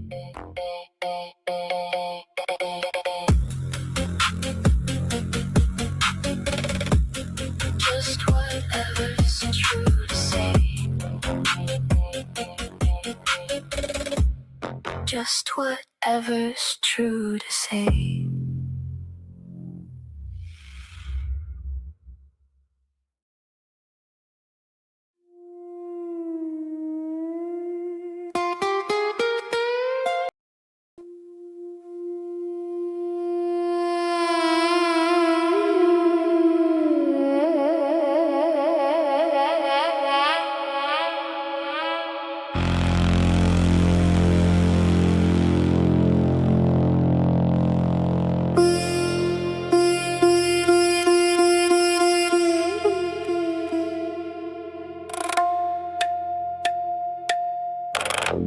She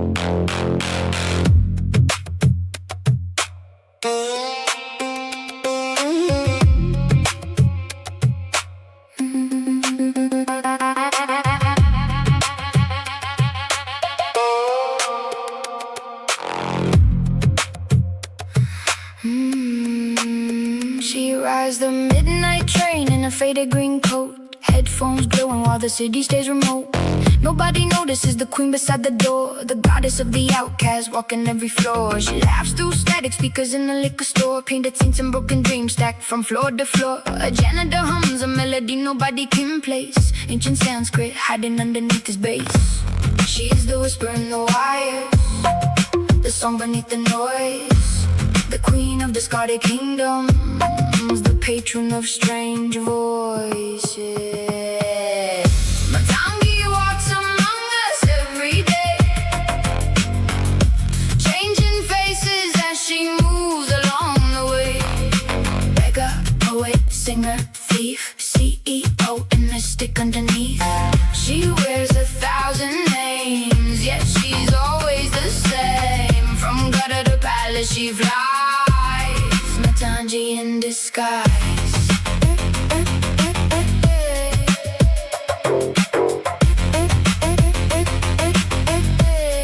Matangi in disguise. She serves coffee downtown with emerald painted nails, reading hidden destinies inside forgotten trails. A billionaire size contracts on the 62nd floor, not knowing the goddess just walked through the door. She dances with musicians underneath neon rain, turning broken hearts and chaos into strange refrains. Every rejected dream she gathers in her hand, building secret temples no one understands.